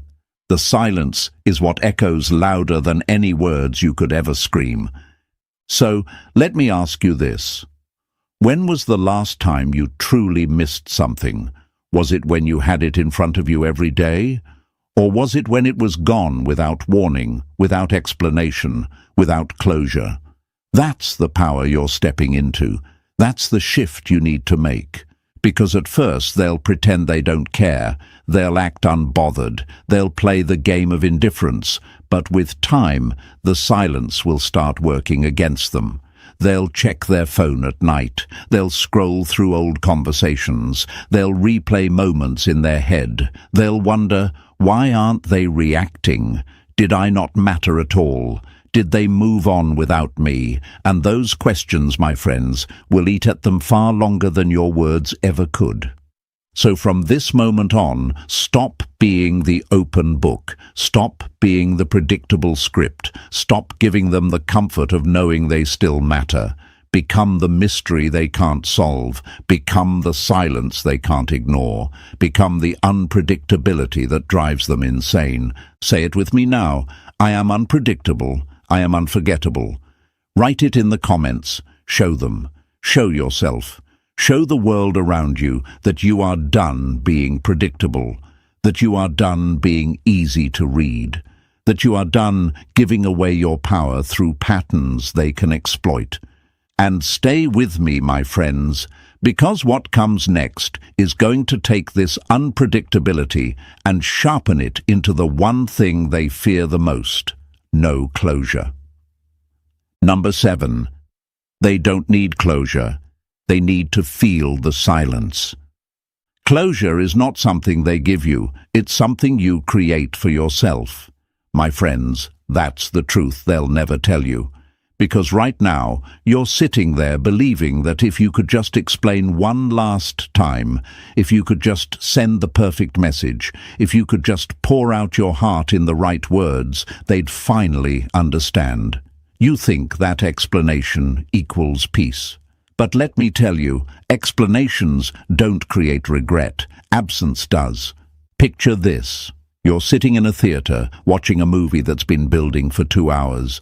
The story is intense. Your emotions are hooked. The big reveal is seconds away.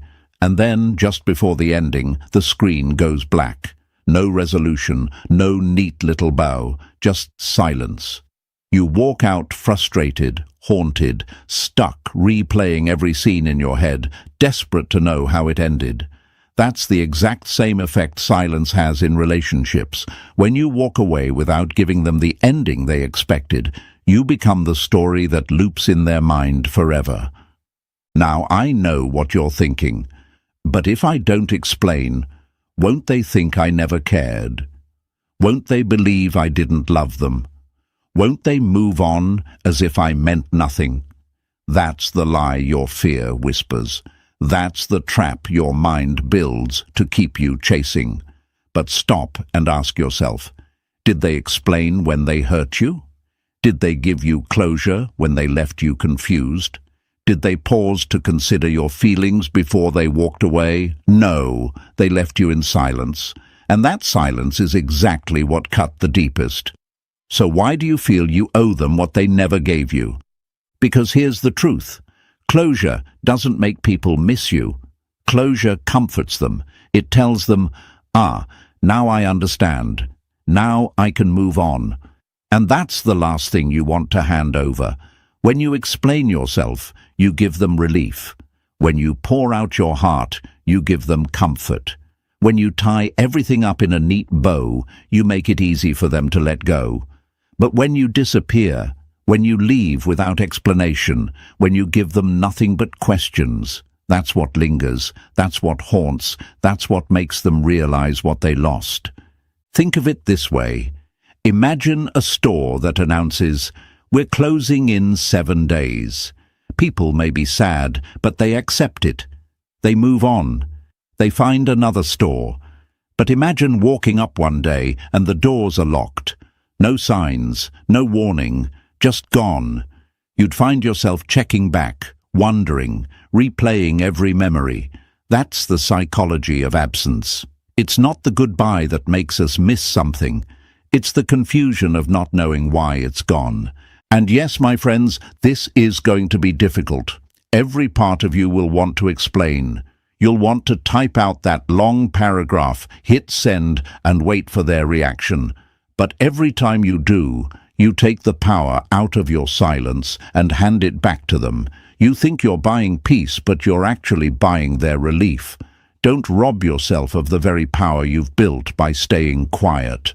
Because nothing unsettles a person more than silence where noise used to be.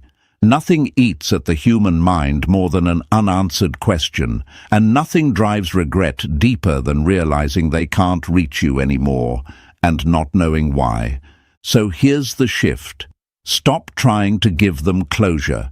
Stop trying to make them understand. Stop trying to tie the ending neatly with words they'll only twist. Let them sit with the questions. Let them replay every moment. Let them haunt themselves with the silence you left behind. Because one day they'll wake up and realize that the very thing they dismissed so easily was the very thing they'll never find again. And by then, you won't even care. Because you'll be too far ahead, too healed, too powerful in your silence to ever look back. Say it with me right now. I owe no one an explanation. Write it in the comments, my friends. Show them. Show yourself. Show the world around you that you are done handing out closure to people who never gave it to you. And if this truth hit home, press that like button, subscribe, and stay with me, because what comes next will show you how time itself becomes your greatest ally, making them feel your absence more with every passing day. When you're no longer available, that's when they finally realize your worth. Absence exposes truth faster than presence ever did. You want to know what really hurts someone who didn't value you. It's not the shouting, it's not blocking them, it's not flooding them with explanations. No, my friends, what shakes them to their core is when you finally stop, when you finally choose silence over noise, peace over drama, and self-respect over begging. That's when the game changes. Before we go deeper, hit that like button, press subscribe, and stay with me till the end, because once you hear this truth, you'll never look at relationships the same way again. Hey folks, imagine this. You've been pouring water into a cracked vase for months, maybe even years. No matter how much you fill it, it keeps leaking, dripping, wasting what you give. And yet, you keep going back, thinking maybe this time it will hold. That's what many of us do when we keep chasing someone who doesn't value us. We patch, we pour, we beg that vase to hold when it was never meant to. But here's the twist. One day, you stop, you put the vase down. And suddenly the vase looks empty, not because it broke, but because you refuse to keep filling it. That, my friends, is what stings them most. Marcus Aurelius once said, "The best revenge is not to be like your enemy." Think about that. You don't hurt them by playing their games, you hurt them by rising above them. They expected noise, but you gave them silence. They expected you to explain, but you stopped wasting words. They expected you to orbit around their moods, but you built your own universe. And nothing unsettles a person more than realizing the power they thought they had was just borrowed from your willingness to give. Now here's the lie we've been fed. If you try harder, they'll see your value. Wrong. Trying harder only teaches them to take more. The truth is, people don't value consistency they didn't earn. They value distance they can't control.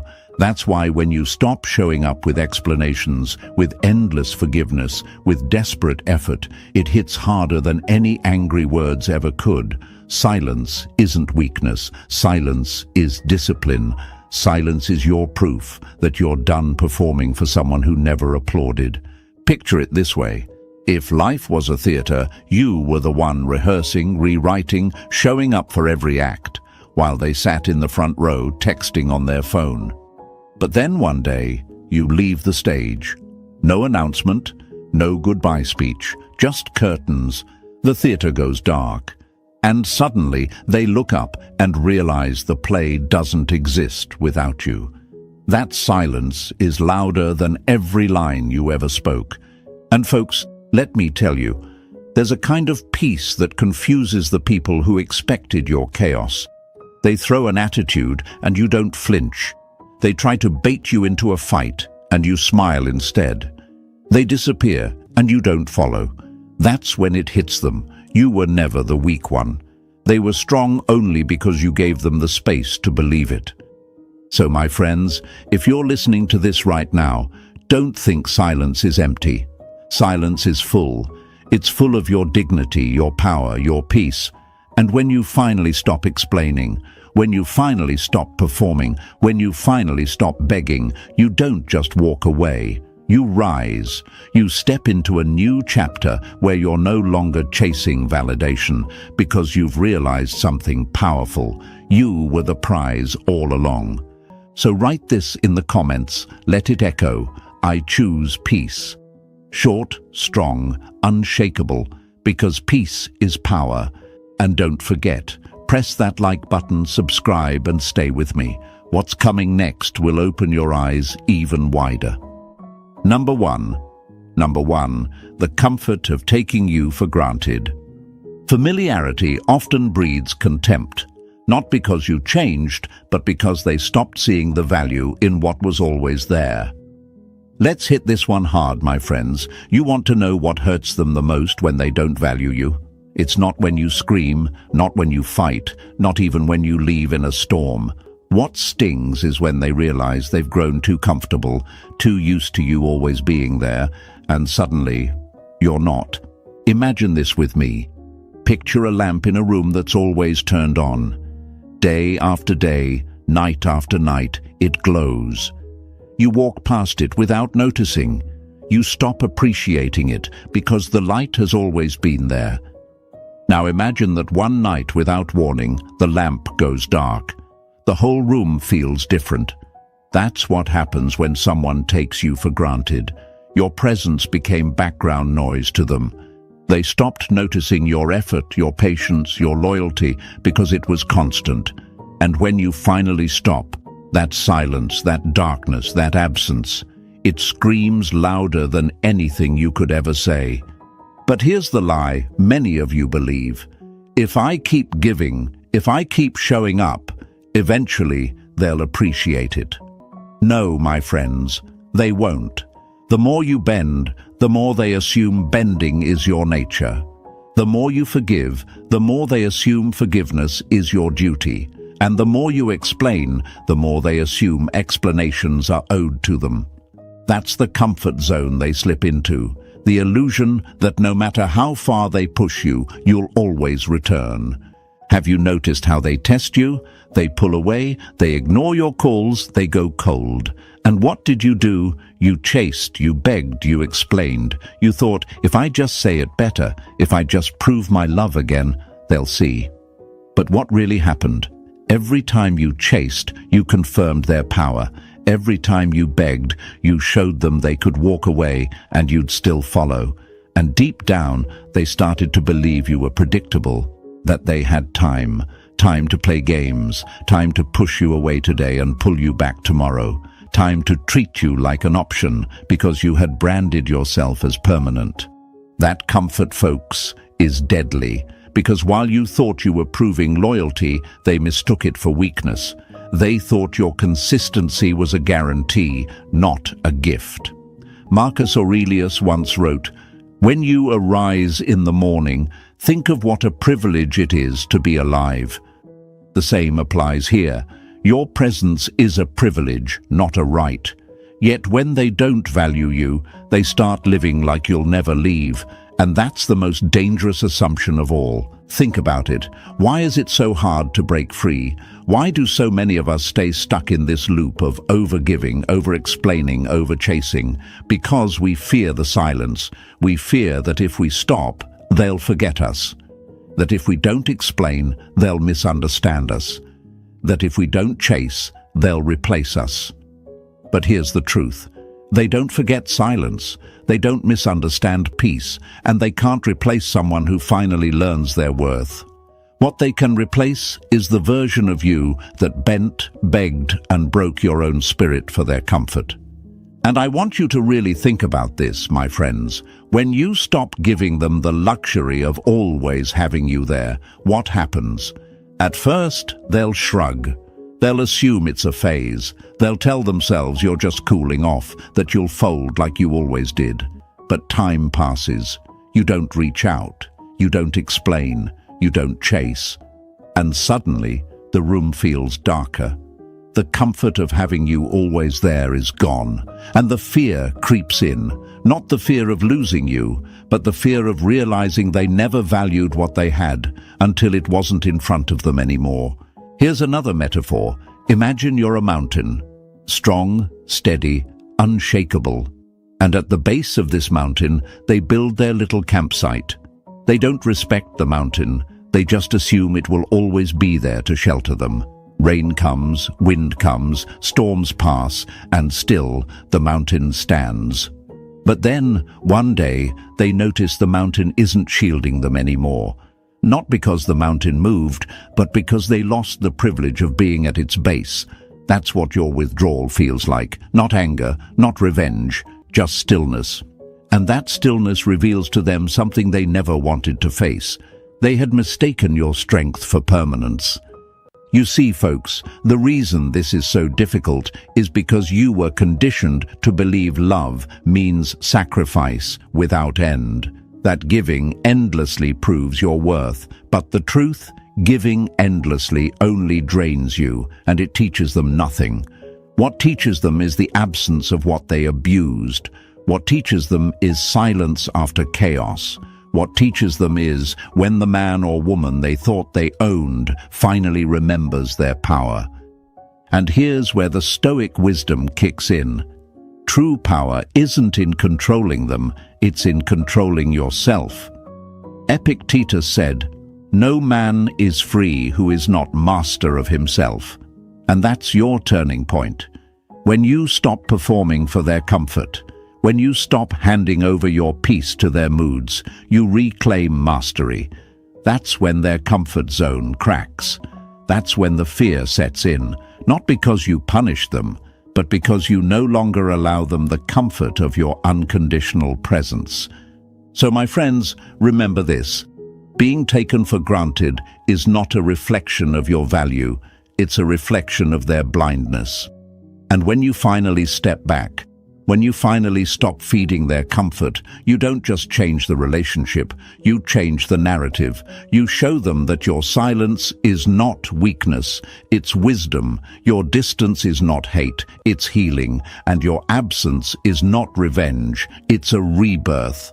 So write this in the comments right now. Show them, show yourself, show the world around you. I am not their comfort zone. Because you are not here to be taken for granted. You are here to live in peace, to stand in strength, to choose yourself. And trust me, when you do, the shift you create will echo louder than any words you could ever say. Stay with me, because what comes next will shake even more illusions.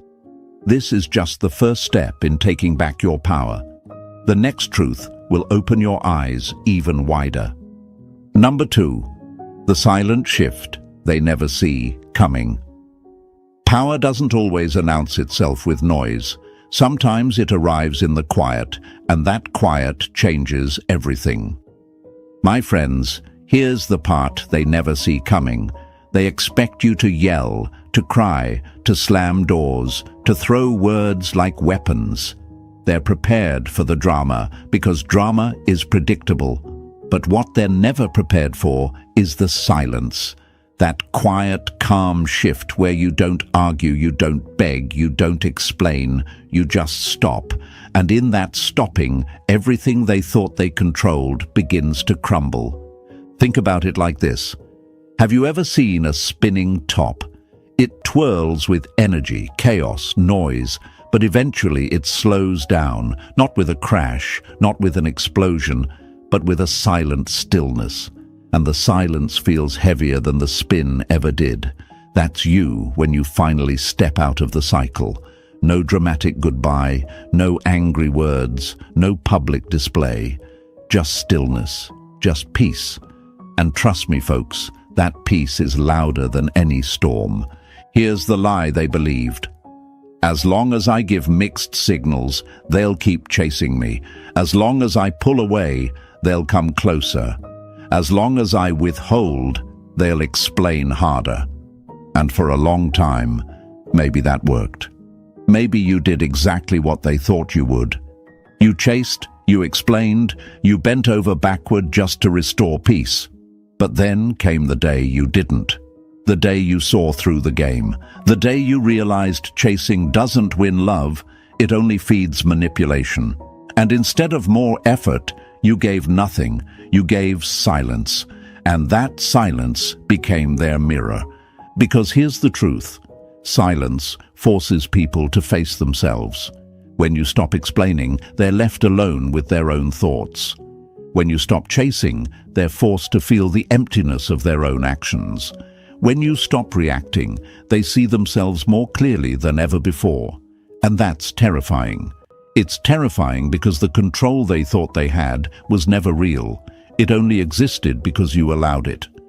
Why is this shift so difficult for you? Because silence feels unnatural at first. You've been trained to believe communication fixes everything. You've been conditioned to think that if you just explain better, they'll understand. But what you're learning now is that explanations don't work when someone doesn't want to understand. Words are wasted when ears are closed. And silence, my friends, silence is sometimes the only language that gets through. Marcus Aurelius said, "The best answer to anger is silence." And it's true. Anger feeds anger, chaos feeds chaos, noise feeds noise. But silence, it starves the fire, it takes the oxygen away, and when you finally step into that silence, you realize something powerful. You don't need to fight to prove your worth. You don't need to explain to be understood. Your peace speaks louder than anything you could ever say. Picture this with me. Imagine you're in a room where someone is constantly flipping the light switch on and off. Chaos, confusion, irritation, and you're there, trying to adjust, trying to keep up, trying to calm the storm. But then one day, you walk out of the room. You leave the switch, the noise, the chaos behind. Suddenly, the one who thought they had control over the light realizes they're just standing alone in the dark. That's the silent shift. That's the moment they realize the control was never theirs. It was borrowed from your willingness to play along. And here's the motivational truth. Silence doesn't mean weakness. It doesn't mean you've given up. It means you've grown. It means you've realized you don't owe your energy to someone who drains it. It means you finally respect yourself enough to stop handing your power to someone who doesn't value it. That's not defeat. That's evolution. So, my friends, when you feel the urge to explain one more time, stop. When you feel the urge to chase, pause. When you feel the urge to beg, breathe. Your silence is not emptiness, it's strength. It's you choosing dignity over desperation. And trust me, when they feel that shift, it shakes them. Because nothing hurts more than realizing the person they took for granted no longer dances to their rhythm. Write this in the comments right now. Let it echo across the feed. My silence is power. Say it, believe it, live it. Show them, show yourself. Show the world that you're done performing for someone else's comfort.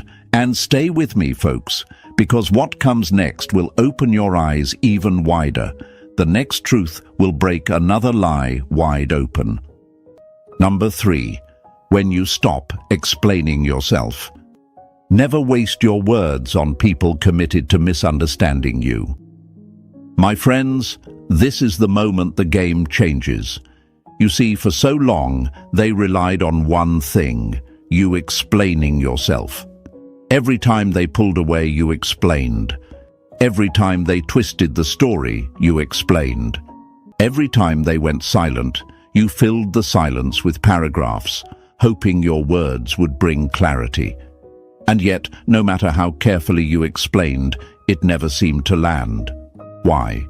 Because they were never listening to understand. They were listening to control. Imagine this. You're standing in front of a wall, and every time you speak, you're throwing paint at it. You throw blue, you throw red, you throw gold. You're creating patterns, meaning beauty. But the wall, it doesn't change, it doesn't absorb, it doesn't respond. It just stands there, cold, flat, indifferent. That's what it's like explaining yourself to someone who doesn't value you. You think your words are painting the truth, but they're hitting a wall that was never meant to receive them. Now here's the lie they fed you. If you love someone, you owe them an explanation. Wrong. You owe them respect, yes. You owe them honesty, yes. But you don't owe them your peace every time they demand a justification. Because when someone truly values you, they don't need endless explanations. They trust your heart, your character, your actions. It's only when someone doesn't value you that they use your words as weapons against you. And think about this. How many times have you left a conversation feeling drained, unheard, maybe even guilty, despite telling the truth? That's not because your explanation was weak. It's because their ears were closed before you ever opened your mouth. And here's the hard truth, folks. When someone doesn't respect you, your words become fuel for their control, not bridges to understanding. But then it happens. The shift. One day, you don't explain. They accuse, you stay calm. They twist the story, you let it be. They guilt trip, and you don't defend. And in that silence, everything flips. Because for the first time, they realize they have no script to work with. They were counting on your words. They were counting on your paragraphs. They were counting on your need to prove yourself. And when you don't, they're exposed. Their tactics fall flat. Marcus Aurelius once said, "The soul becomes dyed with the color of its thoughts." Your thoughts shape your peace, not their accusations. And when you stop explaining, you prove something powerful. Their perception of you does not control your reality. You've finally chosen peace over proof, clarity over chaos. Why is this so difficult? Because we've been raised to believe silence equals guilt. That if you don't defend yourself, You must be hiding something. But let me tell you the truth. Silence doesn't mean guilt. Silence means mastery. Silence means you're no longer entertaining arguments with people who don't deserve access to your energy. Silence means you finally understand your worth is not up for debate. Picture it like this. You're in a courtroom and you've been playing the role of the defendant your whole life, pleading, explaining, defending. But one day you realize the judge isn't real. The jury isn't real. The courtroom itself only exists because you kept showing up. So you walk out. No closing argument, no final plea, just peace. And the whole system collapses without you. That's the moment you stop explaining. That's the moment your silence becomes the loudest truth. And here's the beauty of it. Silence cannot be twisted. It cannot be used against you. It cannot be manipulated. Your words could be cut, edited, and thrown back at you. But silence? Silence belongs to you alone. And when you master that, you rise to a level they can't reach. So, my friends, let me leave you with this. When you stop explaining yourself to those who refuse to value you, you step into a higher kind of freedom. You stop wasting words on the deaf, and you start building a life that speaks for itself. That's not weakness, it's wisdom. That's not avoidance, it's strength. That's not surrender, it's victory. Write this in the comments right now. I don't owe explanations. Let it echo.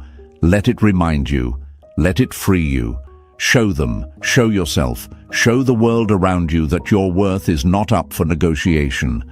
And stay with me, folks, because the next shift will expose the very games they play and why your calmness destroys them more than your arguments ever could. Number 4, the exposure of their games. You don't destroy a manipulator by fighting them, you destroy them by refusing to play. My friends, this is where everything begins to unravel for them. For so long, they've been running the same script, the same little tricks, the same patterns to keep you trapped in their loop. Silent treatments, guilt trips, sudden coldness followed by fake warmth. These are the games they've relied on. And for a long time, maybe it worked. Maybe you fell for it because you cared. You wanted peace, you wanted clarity, you wanted love. But here's the thing, they never wanted clarity, they wanted control. And the moment you stop reacting, the mask slips. The game is exposed. Imagine a magician performing tricks on stage. Smoke, mirrors, distractions. You're amazed at first. You clap, you cheer, you believe in the illusion. But then one day, you see the strings. You notice the mirrors. You realize the rabbit was never pulled from a hat. It was hidden there the whole time. Suddenly, the magic disappears. The trick isn't powerful anymore because you've seen the truth. That's exactly what happens when you stop feeding into their games. The silence, the disappearing acts, the accusations, all of it loses power when you stop responding the way they expect. Here's the lie you believed for too long. If I just try harder, if I just prove my loyalty more, they'll stop playing these games. Wrong. The games weren't because of your lack of effort. The games were because of their need for control. They wanted to see if they could bend you, twist you, make you jump. And every time you did, it taught them one thing: you were still in their grip. But when you don't flinch, when you don't react, when you sit in your peace instead of their chaos, suddenly they're exposed. Because their games only work if you play. Why is this so terrifying for them? Because now they have to face themselves. When you don't react to the silent treatment, they realize their silence is empty. When you don't defend yourself against false accusations, they realize their words have no weight. When you don't chase after their disappearing acts, they realize vanishing doesn't control you anymore. And in that stillness, they see the truth. They never had power. They just had access. And now, that access is gone.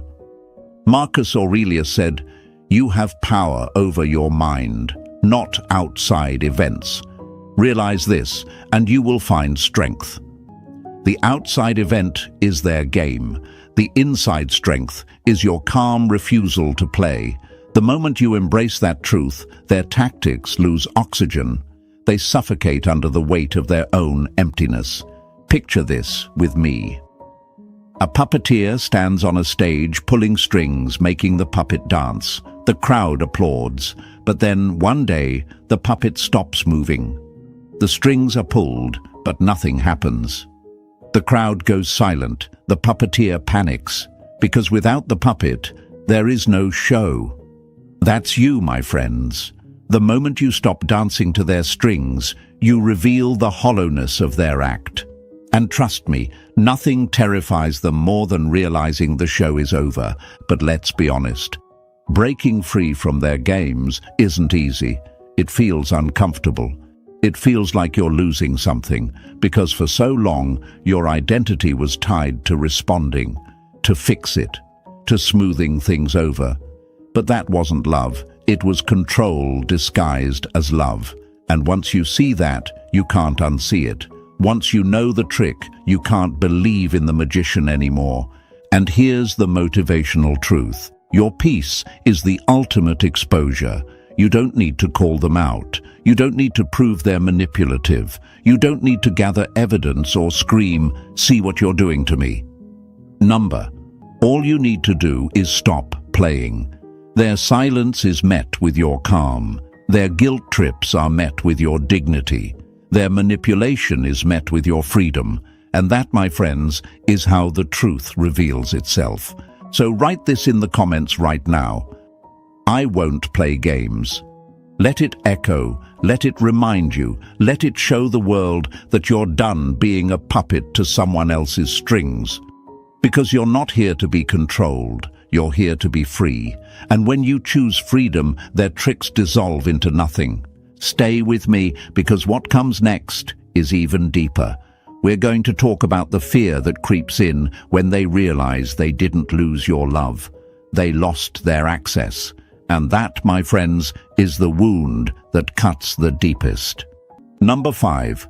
The fear of losing access, not love. People don't always miss you because they loved you. They often miss you because they lost the privilege of access to you.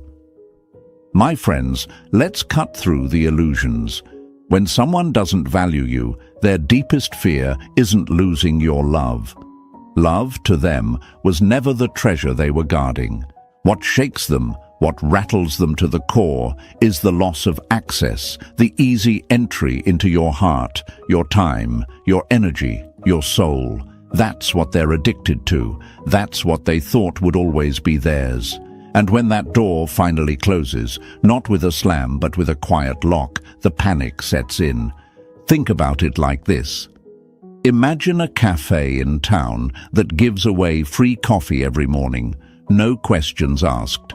People line up, not because they respect the cafe, but because the door was always open and the drinks were always free. They show up late, they complain, they even spill it on the floor, because why care? It costs them nothing. But one morning, the cafe is closed, door locked, sign posted, "No more free coffee." Suddenly, the same people who took it for granted feel angry, betrayed, even desperate. Not because they valued the coffee, but because they lost access to something they never thought would end. That's exactly what happens when you stop giving them unlimited access to your love. Here's the lie they live by. I can come and go as I please. They'll always be there. They don't fear your heartbreak because they assume you'll heal and come back. They don't fear your silence because they think it's temporary. But when you stop responding, when you stop chasing, when you stop letting them walk in and out of your life like it's a revolving door, that's when their comfort shatters. That's when they realize it wasn't love they were addicted to. It was the privilege of access to you. And this is where your strength shows. Because denying access isn't about revenge. It's not about making them jealous. It's about protecting your peace. Stoic wisdom reminds us you have power over your mind, not outside events. Realize this, and you will find strength. You can't control how they treated your love, but you can control who earns the right to it moving forward. And the moment you exercise that control, they feel something they never expected: helplessness. Why is this so hard for you at first? Because deep down, you believed love meant keeping the door open no matter what. You told yourself, if I'm always available, they'll eventually see my value. But availability doesn't create value. Scarcity does. When something is always there, it becomes invisible. When it disappears, it becomes priceless. That's human nature. And that's why your silence, your boundaries, your refusal to keep giving access hurts them more than any words could. Picture it. They call, and you don't answer. They text, and you don't reply. They post something, expecting you to watch, and you don't even notice. That's when the fear creeps in. Not the fear of losing your love, but the fear of losing their grip. Because your energy was their fuel, your attention was their mirror, your forgiveness was their safety net. And now they're standing in the cold, staring at a door they never thought would close. And my friends, that's when the realization cuts the deepest. They didn't lose someone who begged for their love. They lost someone who finally chose peace. They didn't lose someone who explained endlessly. They lost someone who no longer owed them words. They didn't lose someone who stayed no matter what. They lost someone who realized their worth was never meant to be discounted. Here's the motivational truth. When you deny access, you don't just protect yourself, you teach them. You teach them that you were never weak, you were patient. You teach them that your love wasn't cheap, it was rare. You teach them that the comfort they lived in wasn't guaranteed, it was grace. And once you reclaim that grace for yourself, you step into a new kind of power, the kind that doesn't chase validation, but commands respect. So write this in the comments right now. No more free access. Say it, own it, live it.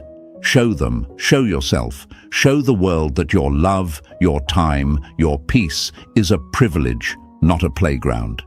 Because when you finally guard your access, you don't just heal, you rise. Stay with me, because what comes next is even more powerful. We're about to talk about the mirror effect, how your peace doesn't just free you, it forces them to face the truth about themselves. And that, my friends, is a storm they can't escape. Number 6, the mirror of your peace. When you stop reacting, you stop being their distraction, and suddenly they are left with nothing but the reflection of themselves. My friends, here's where the silence cuts the deepest. Up until now, they were comfortable. They thrived on your reactions, your anger, your tears, your explanations, your constant proving of love. Every outburst, every defense, every long message you typed in desperation was a cushion for them. It kept the spotlight off their own flaws and shifted it back onto you.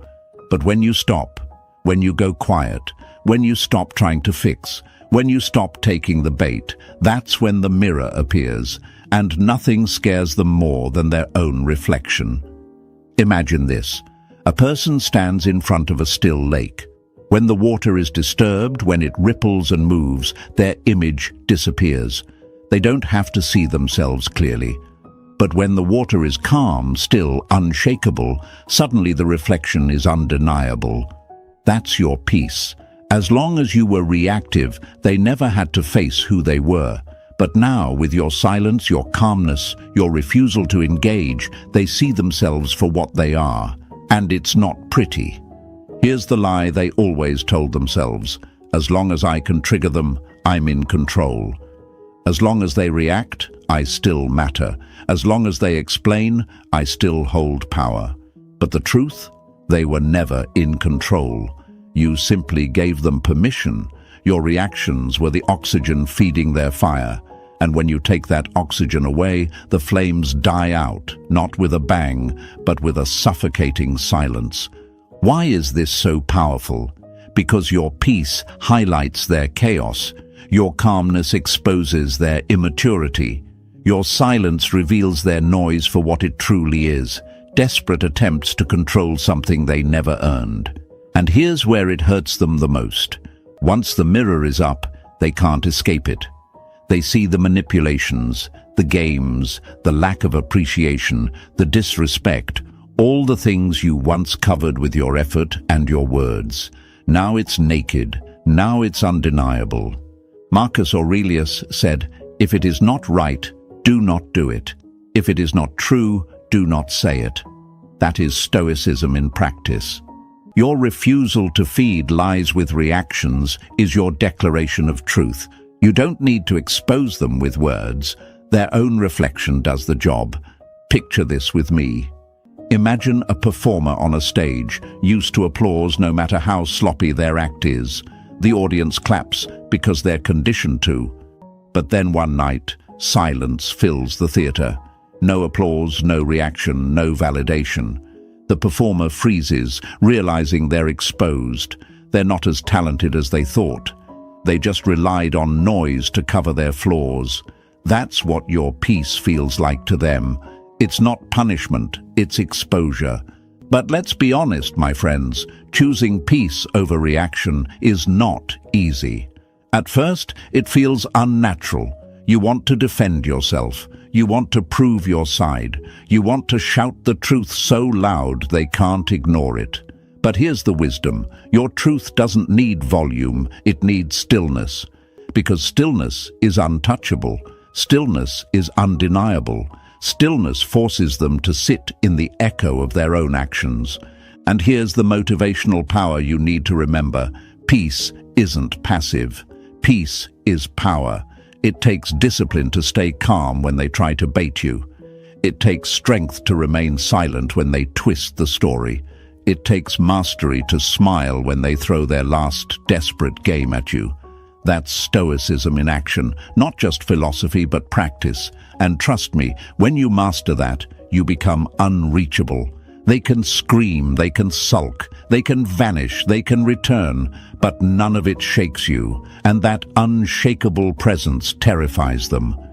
So let me leave you with this truth. Your peace is their mirror, and that's why it hurts them the most.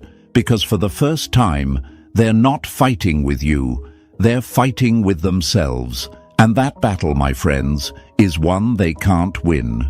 Write this in the comments right now. My peace is my power. Say it, own it, live it. Show them, show yourself, show the world around you that peace isn't weakness. It's the ultimate weapon. And stay with me. Because next, we're going even deeper. We'll talk about the transformation they can't control. The version of you that rises from the silence, stronger, calmer, and untouchable. And when they see that version, they'll realize they've lost something they can never get back. Number 7. The transformation they can't control. The moment you stop needing their approval is the moment you become unstoppable. My friends, this is where the story shifts forever. Up until now, they were used to the old version of you, the one who bent, who chased, who explained, who carried the weight of the connection on their back. They were comfortable with that version because it was predictable. They knew how to push your buttons. They knew how to pull you close and push you away like a toy on a string. But here's the shock that shakes them to their core. The version of you they knew no longer exists. And the new version, they can't control it. Picture a snake shedding its skin. For months, maybe years, it carries the old shell, the old scales, the old marks of its past. But then, one day, it slides out, leaving that dead layer behind. It doesn't need it anymore, and when it emerges, it's sharper, stronger, renewed. That's you when you step into transformation. You leave behind the old version that tolerated disrespect, and you step into a self that values peace over chaos. self-worth over begging, and standards over crumbs. Here's the lie they always believed. No matter what I do, they'll always be the same. They'll always forgive. They'll always explain. They'll always come back. And maybe you proved them right for a while. But transformation doesn't announce itself. It arrives quietly. It arrives in the way you stop reacting. It arrives in the way you stop explaining. It arrives in the way you no longer feel the need to prove your value. And when they finally realize this isn't a phase, but a permanent shift, the fear sets in. Because here's the truth, folks. People can only control the version of you that still needs them. The version that fears being abandoned. The version that thinks silence means weakness. The version that chases love in places where love doesn't live. But once you've transformed, once you've seen your own worth clearly, you can't unsee it. And they can't undo it. Marcus Aurelius said, "You have power over your mind, not outside events." Realize this, and you will find strength. That's the heart of transformation. You stop trying to change them, and you start mastering yourself. You stop waiting for their apology, and you start writing your own healing. You stop craving their validation, and you start validating yourself. That's not just change, it's liberation. And here's why it hurts them the most, because transformation removes you from their script. They were counting on the same arguments, the same guilt trips, the same games. But now, their lines don't land. Their silence doesn't control you. Their anger doesn't move you. Their absence doesn't shake you. You've stepped off their stage and you've built your own arena. And they can't follow you there. Picture it this way. A bird once lived in a cage, fed, watered, clipped of freedom. The cage door opens and the bird hesitates at first, afraid, unsure, conditioned to believe the cage was safety. But one day it flies, higher, farther, freer than ever before, and when the one who kept it caged looks up, they realize something painful. They no longer have control. They never did. They only had the illusion of control because the bird stayed. That's you, my friends. The moment you rise, the moment you transform, you reveal that their power was never real. It was borrowed. And now, it's gone. But let's be honest, transformation isn't easy. It means grieving the old version of yourself, the one who tried so hard. It means facing the fear of being alone. It means sitting in silence and choosing not to break it. That takes strength. That takes discipline. That takes courage. And that's exactly why it's powerful, because not everyone can do it, but you can. And once you do, you'll never go back. So here's the motivational truth. Your transformation is your revenge, your healing, your freedom, all wrapped into one. They can't stop it. They can't twist it. They can't control it. And nothing, absolutely nothing, hurts them more than watching you live untouchable, peaceful, thriving without them. Write this in the comments right now. I am transformed. Let it echo. Let it be your declaration. Let it remind every person still holding on to the old version of themselves that freedom is possible. And if this message is hitting you hard, hit the like button, subscribe, and share this with someone who needs to hear it. Because your silence, your peace, and your transformation aren't just healing you. They're rewriting the entire story. Stay with me, because the final truth is coming. The moment they realize it's not just about change, it's about finality. The moment they know they'll never have access again. And my friends, that's the wound they never recover from. You walked away, you cut the contact, you disappeared, and yet they are not chasing, they are not breaking, they are not knocking at your door in the middle of the night, begging for your attention. And in that quiet moment, my friends, you begin to wonder, did I do something wrong? Did I lose them forever?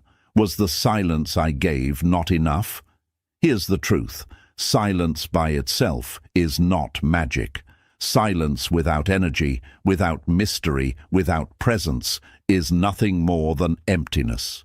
And emptiness can be ignored. Think of it like this, folks. Imagine you're reading a book, and halfway through the story, the pages are suddenly blank.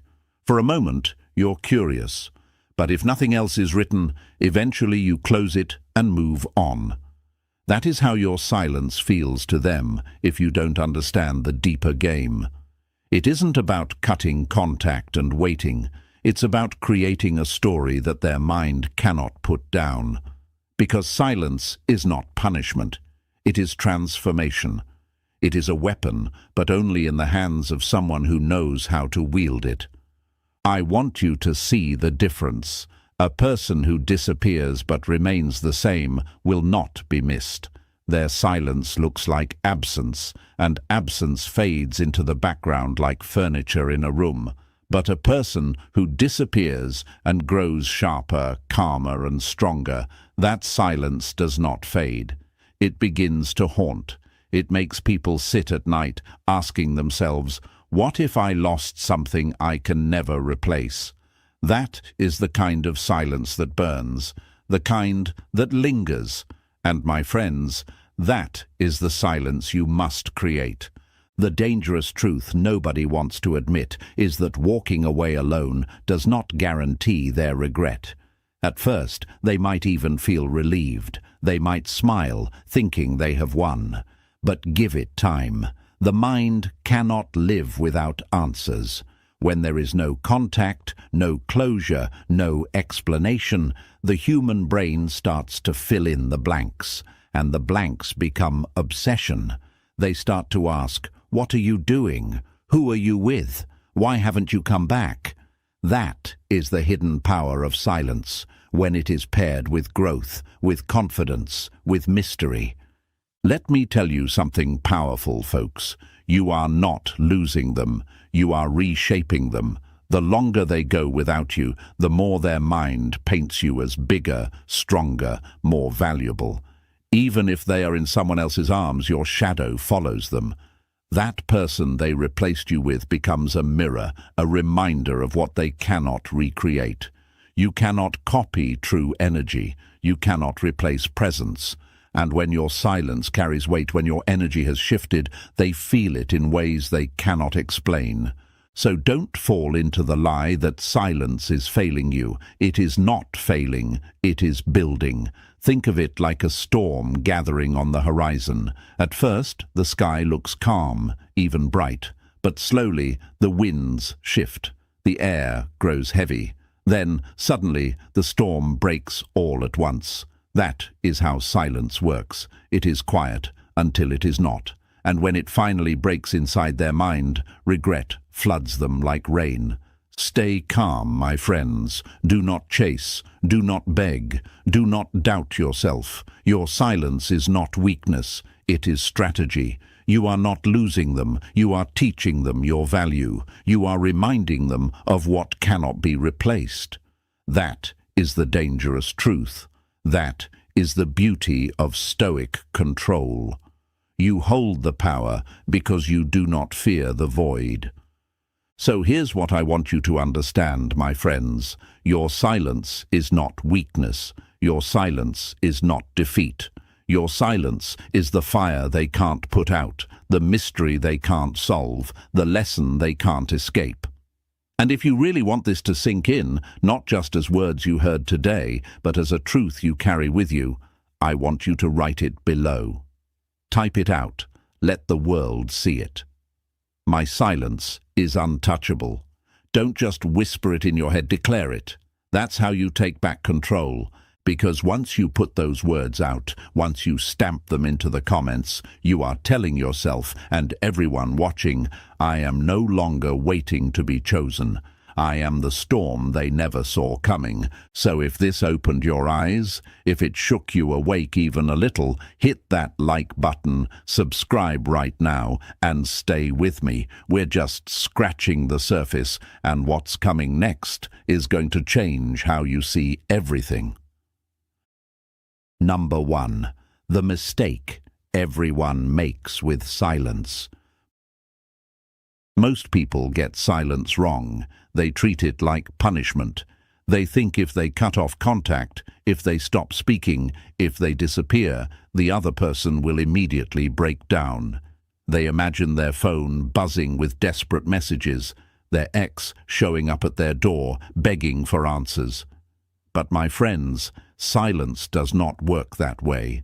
Silence by itself is not enough. If silence is used with the wrong mindset, it becomes nothing more than absence. And absence can be ignored. Silence is not punishment, it is transformation. Let me explain. Imagine you have a book in your hands. You are halfway through, the story has your attention, and suddenly the next page is blank.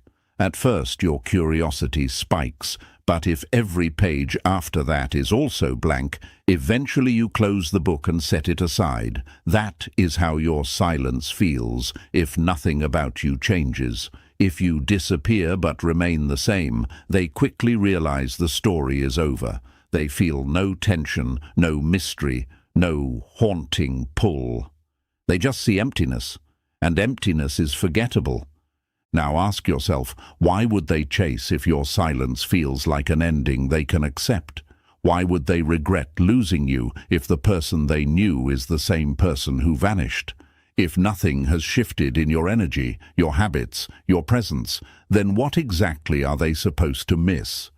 These are hard questions, but they are necessary ones, because if you want silence to work, it cannot be passive. It cannot be you sitting in a room, waiting for the phone to light up. It has to be alive. It has to evolve. Carl Jung once said, "Until you make the unconscious conscious, it will direct your life, and you will call it fate." Think about how that applies here. Many people walk away and go silent, but deep down, they are still chasing in their minds. They are still waiting, still begging, still obsessed. Their silence is hollow because their energy screams neediness, even if their mouth is shut. The other person can feel that. Energy does not lie.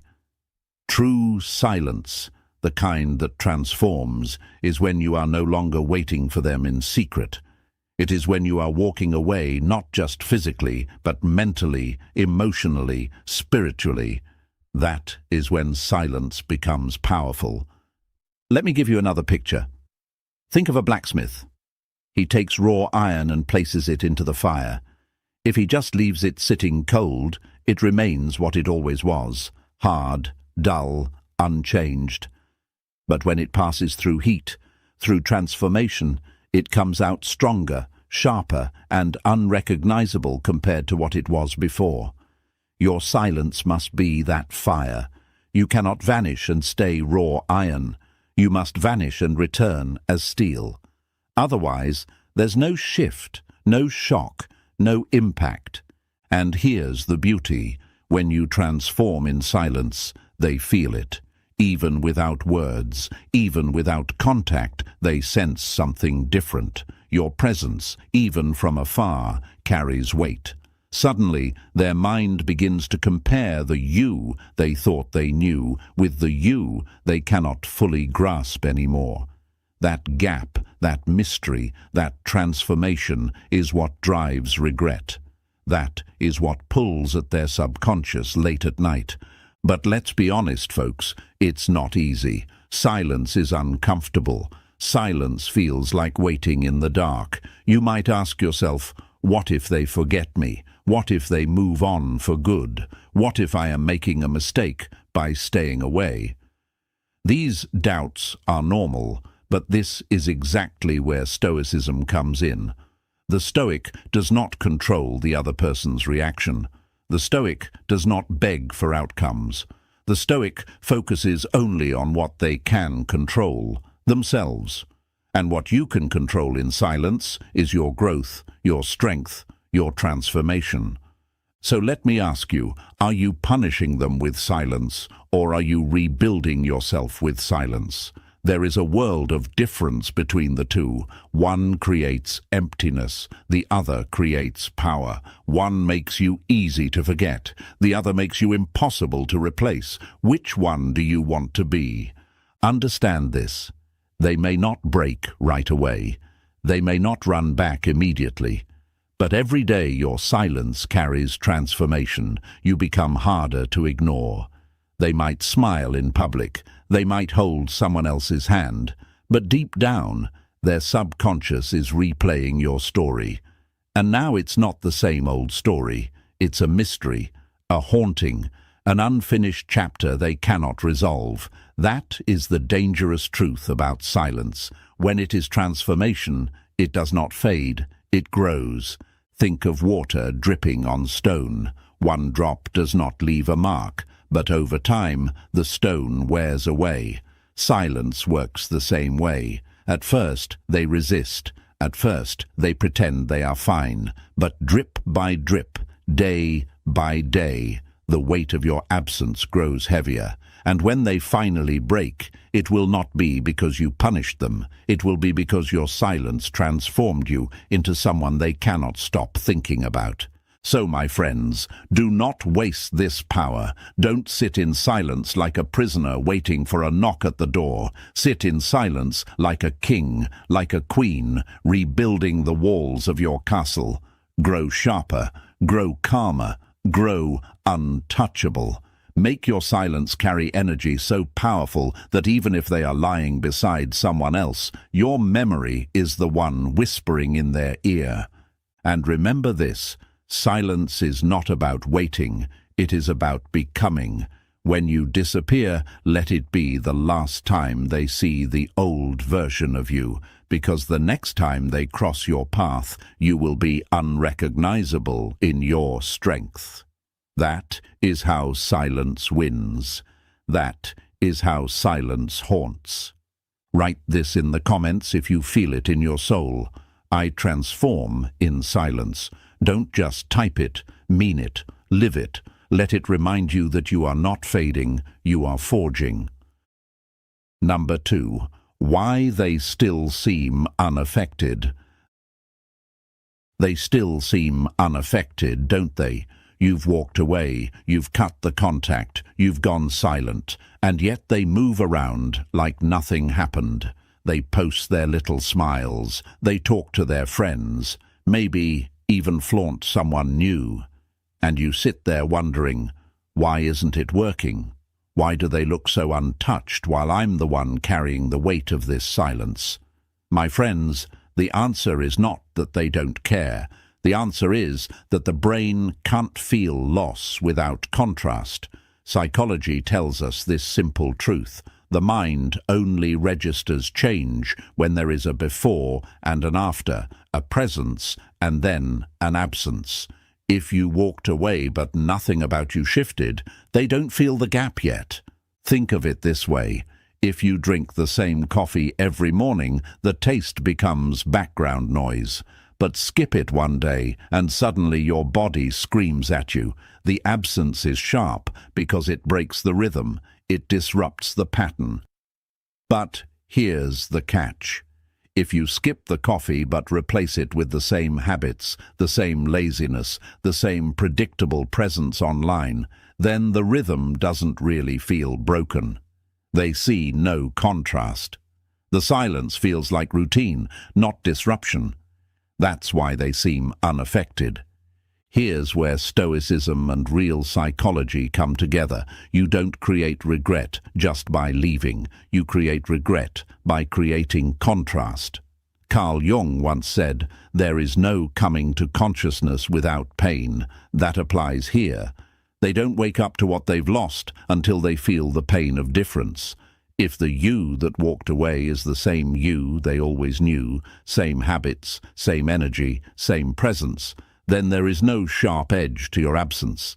It feels like a blank page, not a torn-out chapter. Let me give you a metaphor. Imagine someone takes a painting off your wall. If that wall is already empty, you barely notice. But if the wall was full of color, detail, and life, its sudden emptiness screams at you every time you pass by. Your silence is that wall. If your energy, your growth, your transformation is visible, then when you vanish, it is a violent shift. It leaves them restless. But if you vanish without showing any difference, the wall feels bare in the same way it always did. That is why they seem unaffected. And I know, folks, it hurts to watch them play it cool. It hurts to see no reaction. But the truth is, silence takes time. Their mind doesn't immediately register what's gone. It slowly builds the weight of what's missing. Right now they may look fine, but inside, the subconscious is already at work. The contrast will come when they realize your silence is not just space, it's transformation. So instead of asking, why don't they miss me yet, ask yourself this: what am I doing in my silence that makes my absence unforgettable? Are you building yourself into someone stronger, calmer, sharper, or are you simply waiting? Because waiting is absence, and absence can be ignored. Transformation is presence, even when you're gone. That's what they feel. That's what they can't escape. And when that contrast hits, when they realize you are no longer the person they thought they could play with, that's when the regret begins. That's when the brain flips and says, wait, what if I've lost something rare? What if I've lost something I'll never see again? That fear, that shift, is what turns your silence into obsession. So don't panic, my friends. Don't believe the lie that they don't care just because they look unaffected right now. They are simply blind to the contrast for now. But silence, when paired with transformation, will make the gap so sharp, so unbearable, that they will feel it every single day. Write this in the comments if you understand the truth. My silence creates contrast. Let it be your reminder that you are not fading, you are sharpening their regret. Number 3. Absence versus obsession, the hidden difference. Absence and obsession. At first glance, they might look the same. You're gone, you're silent, you've stepped back from their world. But the truth, my friends, is that there's a hidden difference. Absence is simply space. Obsession is what happens when that space is filled with curiosity, regret, and endless comparisons. One makes you easy to forget. The other makes you impossible to escape. And the line between the two is drawn not by silence alone, but by what your silence does to their mind. Think about it this way. Imagine you walk into a room where a chair has been moved. At first, you notice the empty spot, but after a while, your eyes adjust. You stop thinking about it, and life moves on. That's absence. It's noticed, then accepted. But now picture this. Instead of simply removing the chair, someone replaces it with a locked box. Every time you see that spot, you wonder what's inside. Your imagination starts running, questions pile up, and the mystery grows heavier each day. That's obsession. Your silence must not feel like a chair removed. It must feel like a locked box they cannot stop thinking about. And here's where most people make the mistake. They believe that walking away is enough, that absence alone will spark regret. But absence without unpredictability, without change, is static. It becomes background noise. To transform absence into obsession, you must become unpredictable in silence. Not chaotic, not desperate, but mysterious. They must not know what you're doing, how you're feeling, or who you're with. That uncertainty keeps their mind working overtime, trying to fill the blanks with stories about you. And the brain, my friends, is wired to hate unanswered questions. Carl Jung once said, "Man needs difficulties. They are necessary for health." In relationships, the difficulty, the unknown, the mystery, it is what keeps the mind alive. If they believe they have you figured out, if they think they know your next move, your silence will feel like absence. But if you become unpredictable, if your silence carries the weight of transformation, then suddenly they are not comfortable anymore. They are restless. They are haunted.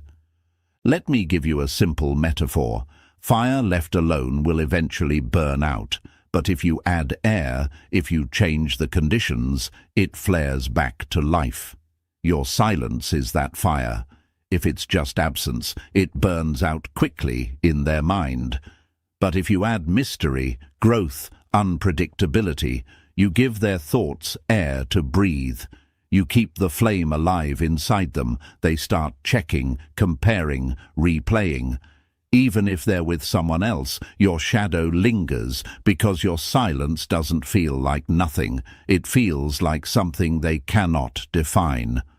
Now, I know what you might be thinking. Isn't unpredictability manipulative? Isn't silence already enough? But remember, this isn't about playing games. This is about stepping into your own growth so fully that they can no longer predict you. They thought you would come crawling back. You didn't. They thought you'd stay broken. You didn't. They thought they knew your patterns, but you shattered them. That is the kind of unpredictability that breeds obsession. Absence is easy for them to ignore. Obsession is impossible to escape. And obsession is what makes people sit awake at night, replaying every conversation, every detail, every mistake. They start asking themselves, why did I let this person go? Why can't I stop thinking about them? What are they doing right now? Those questions do not arise from absence. They are born from the mystery your silence creates.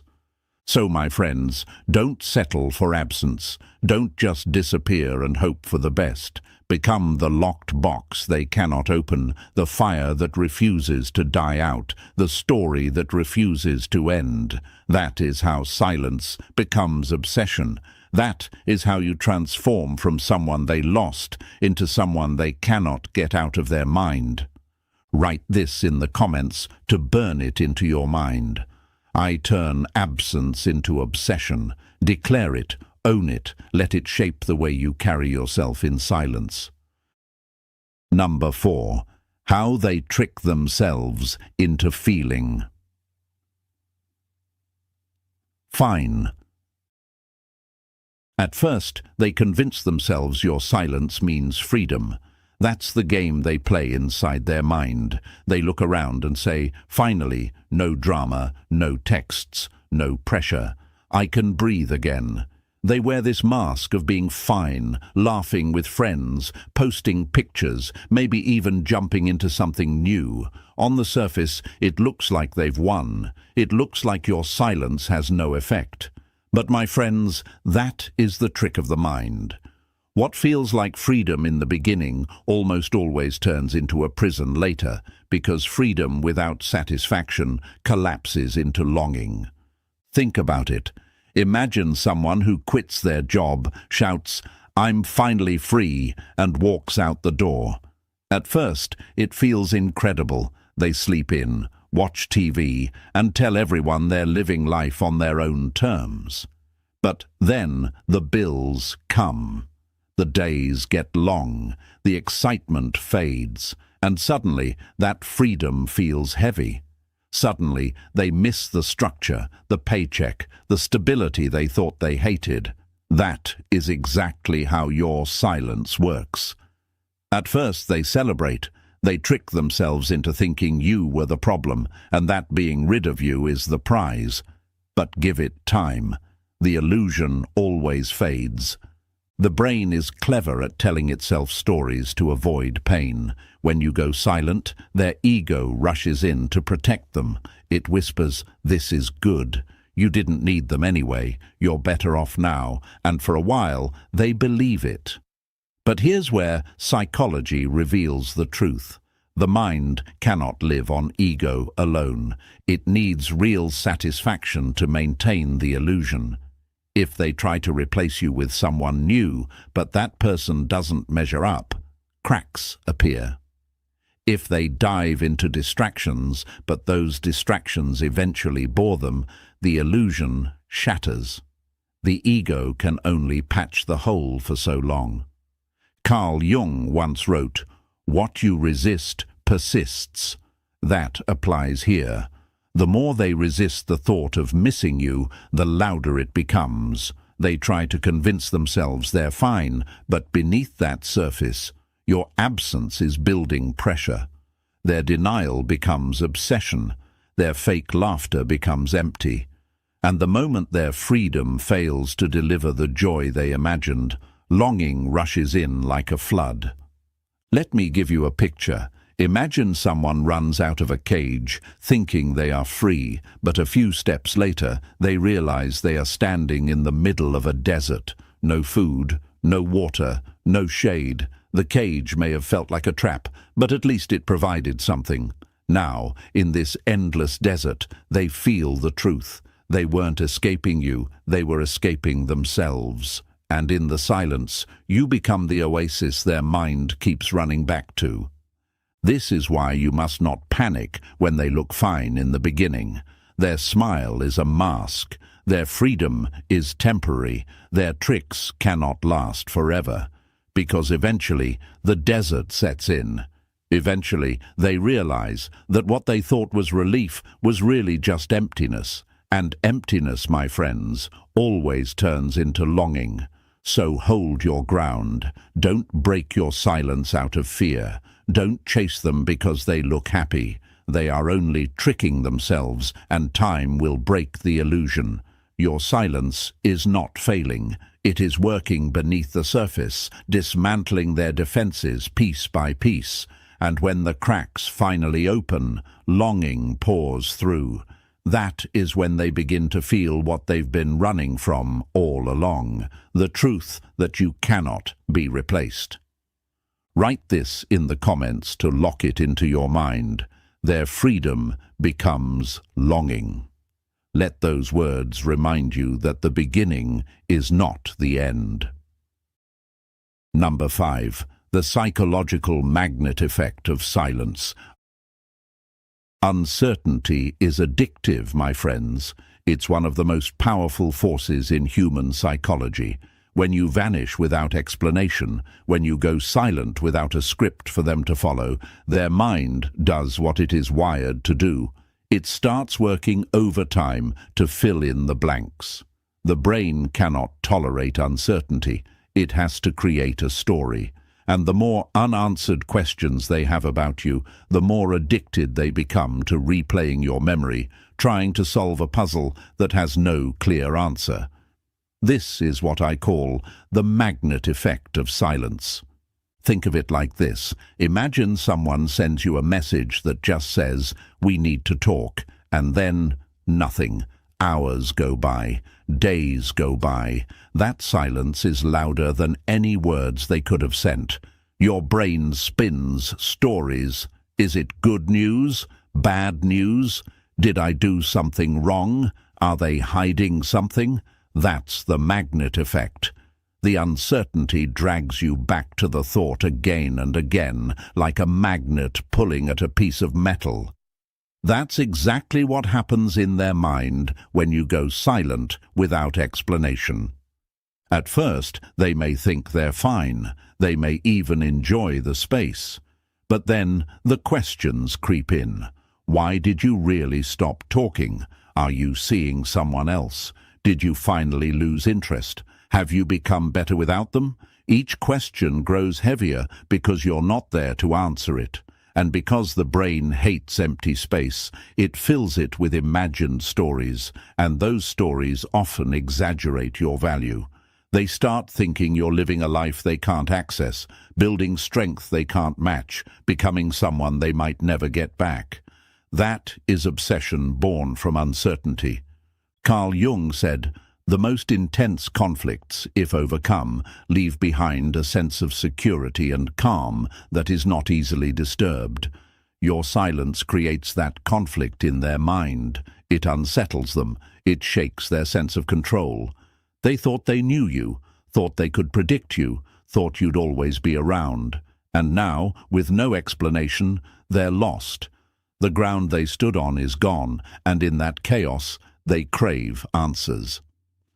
Let me give you a metaphor.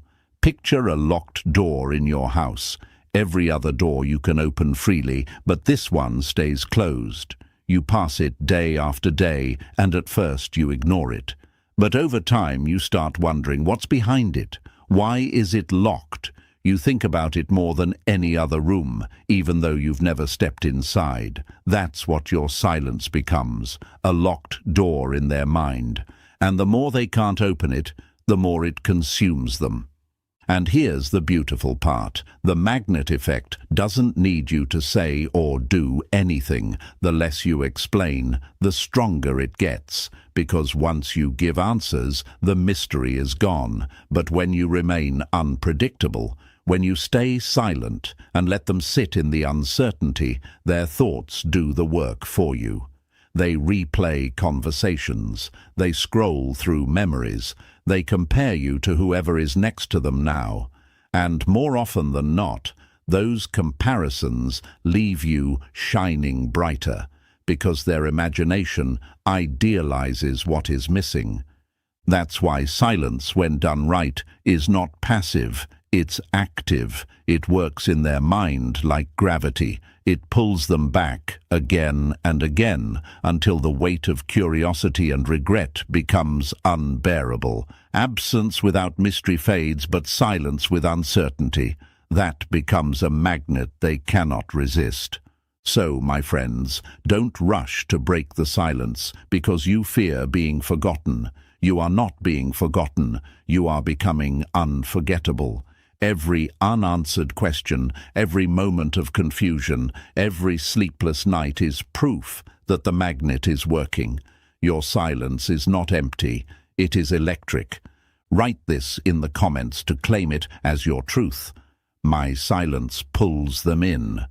Put it there, let it stamp itself into your mind, and remember, you don't need to chase what is already being drawn back to you.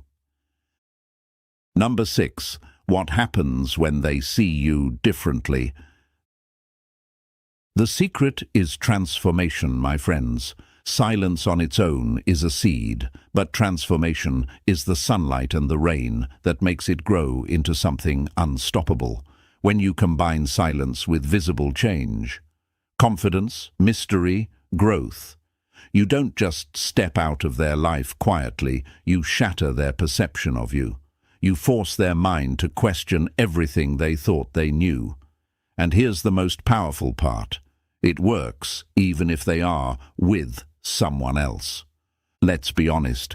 At first, when you walk away, they might smirk. They might shrug and say, they'll be back. They always come back. They convince themselves you'll remain who you always were, predictable, available, unchanged. But then, something strange happens. Time passes, and when they catch a glimpse of you, whether it's through mutual friends, a photo, or even just sensing your energy, they realize you're not the same. You've grown. You've leveled up. You've become sharper, calmer, harder to reach, and suddenly their certainty begins to collapse. Think of it like a mirror, folks. When they look back at their memory of you, they expect to see the same reflection, but instead they see someone new, someone stronger. It's unsettling, it's confusing, it's magnetic. Carl Jung once wrote, "I am not what happened to me, I am what I choose to become." That's the essence of transformation in silence.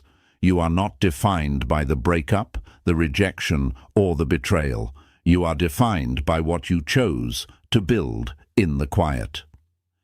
Imagine this scenario. They're out with someone else, laughing, pretending they've moved on. But then, in the back of their mind, they remember you. Only now, the you they picture isn't weak, isn't desperate, isn't waiting. It's someone glowing with self-respect, someone radiating an energy they can't quite name. And instantly, a seed of doubt takes root. Did I make a mistake? Did I underestimate them? Have they become someone I no longer deserve? That seed grows every time they see you moving differently, every time they hear whispers of your progress, every time they compare the reality of their new situation to the memory of you. And make no mistake, they will compare. Humans are wired to measure, to weigh, to analyze what they had against what they have. When your silence is filled with transformation, you always come out on top because you've become unpredictable. They no longer know what to expect from you, and that uncertainty drives their mind into obsession. Here's the paradox. The less you show them directly, the more powerful the transformation feels. It's not about flaunting every change. It's about carrying yourself in such a way that even from a distance, they sense the difference. Your posture, your calm, your mystery, all of it whispers, "I don't need you. I don't wait for you. I have become more without you." That is when their ego crumbles. That is when their pride bows to regret. Think of a caterpillar, folks.